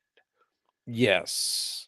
Which is where I say older kind of meets wiser, but some of the older people go, "Oh no, that couldn't be a thing because I Well, trust my wisdom is government." not intelligence. So, I guess Yes. for me, I was just I think what I was trying to get at is that it doesn't work. I don't think it works the same for everybody. Just for me in my life, um, I definitely have gone through evolutions, if you would. I've gone through development, which is the better way I like to put it. But evolutions, I would say, as far as big jumps, the word evolution means development. They're synonymous, but I think one's loaded. So evolution to me means a big jump. Um, but I've certainly made big jumps in reality because of or perspective or even, well, like I said, reality, like even like how I'm living my life, like my wealth, my health, that kind of stuff. Not that I'm like wealthy or anything, but because I have gleaned some other understanding that in the past I didn't have a proper value set for. And that's a whole nother thing though, which I would never blame on the That's an government or entirely that's huh? an entire show in itself. Well, of course, it always is. Everything I say is. It's like, uh, dude, it's like that's what I'm Just saying. Like, dropping how pearls am I of ever gonna wisdom get it? out Like, there saying, "Are you gonna?" how's my internet? How's my interweb show ever gonna? How am I gonna be Nick Ricada ever? Like, Well, you're not you gonna be Nick Cicada because you don't have a. You're not a lawyer. I That's the no, I simple know answer. that's not the point. My point You, is you're why just would dropping anyone pearls watch a of wisdom lawyer? out there. Why would anyone watch a lawyer any more than some philosophy dork like me? You know, who's I'm not even saying I'm even good at philosophy or anything else. It's like I'm just thinking. I'm trying to figure this out. It doesn't matter though to me. It's like I care about who's willing to listen. I care about who's willing to pick it up. I would wish more were willing to listen and more would be willing to pick it up, but it's like I just I don't think it's See, radical. I like thinking about this in the terms of a pearl necklace. You're wondering who's willing to wear it. Uh, And All I'm degenerate saying is people like myself can take that to the I bank. don't think that most people even care, and part of that is Uh, because of the decline in IQ, but I mean, the biggest decline in IQ was due to COVID. probably. I mean, Aiden's got studies that exemplify it, and I'll Oh, I haven't leave even that. looked at that, man. Oh Uh, yeah, yeah. No, it's roughly a 20-point drop in early childhood IQ and well, capabilities. I know right now what's happened with children with all of that and death rates and a 20 a substantial 20% increase in all cause mortality and whatever else, and this stuff is insane, and I was railing against this. I was in YouTube, it was striking me because these So freaking leftists, and you know what, YouTube, you strike me again, please strike me again, continue to destroy strike him all of again. humanity. I need you to do that for me, just Strike because me I was down, on. and I will become more powerful than you Strike, can ever strike him again. imagine. Yeah, strike me um, again. No, seriously, I'm no, like, no. There's a point in this which I'm not sure if you're aware of. Utah just passed a child or money follows child bill. "Oh, nice, Apparently, good." For school, right? You're talking about school yes, choice? school Yes, yes, choice. awesome, awesome. Apparently, West Virginia has done that as well. I wasn't aware of West Virginia doing that. Oh, I was not either. That's one of the things I asked. Hopefully, our new governor, Mac Warner, people, if you like him, do it. But um, no, he said, yeah, that's been passed. So if you're in West Virginia and you're going, oh, I have my wife needs to work, or I need to work in addition to my wife to take care of the kids. Well, you might be able to get, enough supplemental income where you can just homeschool your fucking kids. But Well, we are going to do that anyways. I don't know, I just text that in, but or sorry, I was trying to look at that. But I'll tell you what, man. Um, yeah, I've entirely derailed your show for the whole show. no, you're actually totally fine because I'm gonna come back in tomorrow, and I don't have to work. I said I would fill in tomorrow. Basically, I want some more hours. We're also trying to buy a house. There's stuff going on with us, so um Yeah. um, Well, but we're if you need somebody who real estate agent on your side, let me know in the private chat because I know two of them now. my wife is she so she can work from home and has been working from home, but to get away from the baby because my little girl isn't, unlike my 18-year-old, is not a daddy's girl, she is a mommy's girl. Actually, she's all about mom, and Well, I mean that just she ruins cannot. everybody who thought about it. Going, oh wait, does she have daddy issues? We're just saying, uh, um she cannot leave her mom alone if mom's in the house, and that's the thing. She always wants to be around mom, which I actually like. I find good because I don't want her to relate to me because she's she's a little girl. She wants to learn the feminine. So anyways, so my wife has to go outside the house to actually work, and you know that's cool. Like my days off, like I'm off 3 days a week because I work longer hours or whatever. The 4 days a week I work, and we're I don't know. I'm looking at right now trying to work those evenings and all kinds of other stuff, but it it's all about in the end, it's all about setting up for what is coming. And what is coming, folks, is beyond imagination. So there's a video that I haven't watched yet about Peter Zion's Wrong, and so I'm gonna check it out. There's some stuff I want to show you with Professor Dutton and some things we talked about tonight. You can talk about how he derailed the stream all night long, but honestly, I don't That's all I care do. because I plan to stream tomorrow night and Thursday night if I can. Now, I'm not guaranteeing that because I haven't streamed in 6, 7, 8 months, whatever, until last week for Right. exactly the reason of family and other stuff.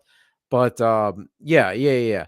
And the same themes. So you can kind of see where I was starting off. And again, you didn't derail the stream. You actually added interest. Um I for derailed it. for me, for Let's me. be honest. I derailed it in every way conceivable. No, because I derail my own stuff. Dude, dude, you dude, if you saw my show notes from last week in in in 6 hours on stream, what I covered, Let me put you it didn't this way derail for anything. let me put it this way for the audience. You're worried about what's going to happen in the future. I'm trying to insulate that from me now because I know what's going to happen in the future, and I'm trying to convince this jackass who hosts the stream to move near me so we can help each other do all of the things to insulate ourselves from the future because everything's Yeah. going to go to That's where shit. you're wrong. That's where you're wrong because I'm certainly a jackass. It's like I will not deny that in any shape or form. But Yes, yes, okay. But my friend, I will tell you this. I have a better plan than what you have. that's exactly right, which is why I want you near me so you can help me out and I My can help you plan out. does not put me near you though. Well, it will. It will in like 3 to 5 years maybe, Well, I potentially. mean, But maybe then here that's fine. I don't care. I'm just, you know, alright, alright, alright, I alright. want it all now. You're off the stream. Yorick is gone. No more Yorick. Hey guys, I'm gonna sign off here. Um, we'll pick up with that video tomorrow, which is all good. It's 1:09 a.m. Hey, it's how it goes. I'm having a good time, and uh, Yorick's a good guy. So, well, maybe not. I don't know. He's white trash. So, eh, eh. Eh. Anyways, guys, I love you all. This has been All Minus One. My name is Bill, and I wish you all well. Wait. Where's my stuff? Hold on. I don't even remember how to do this anymore. Here it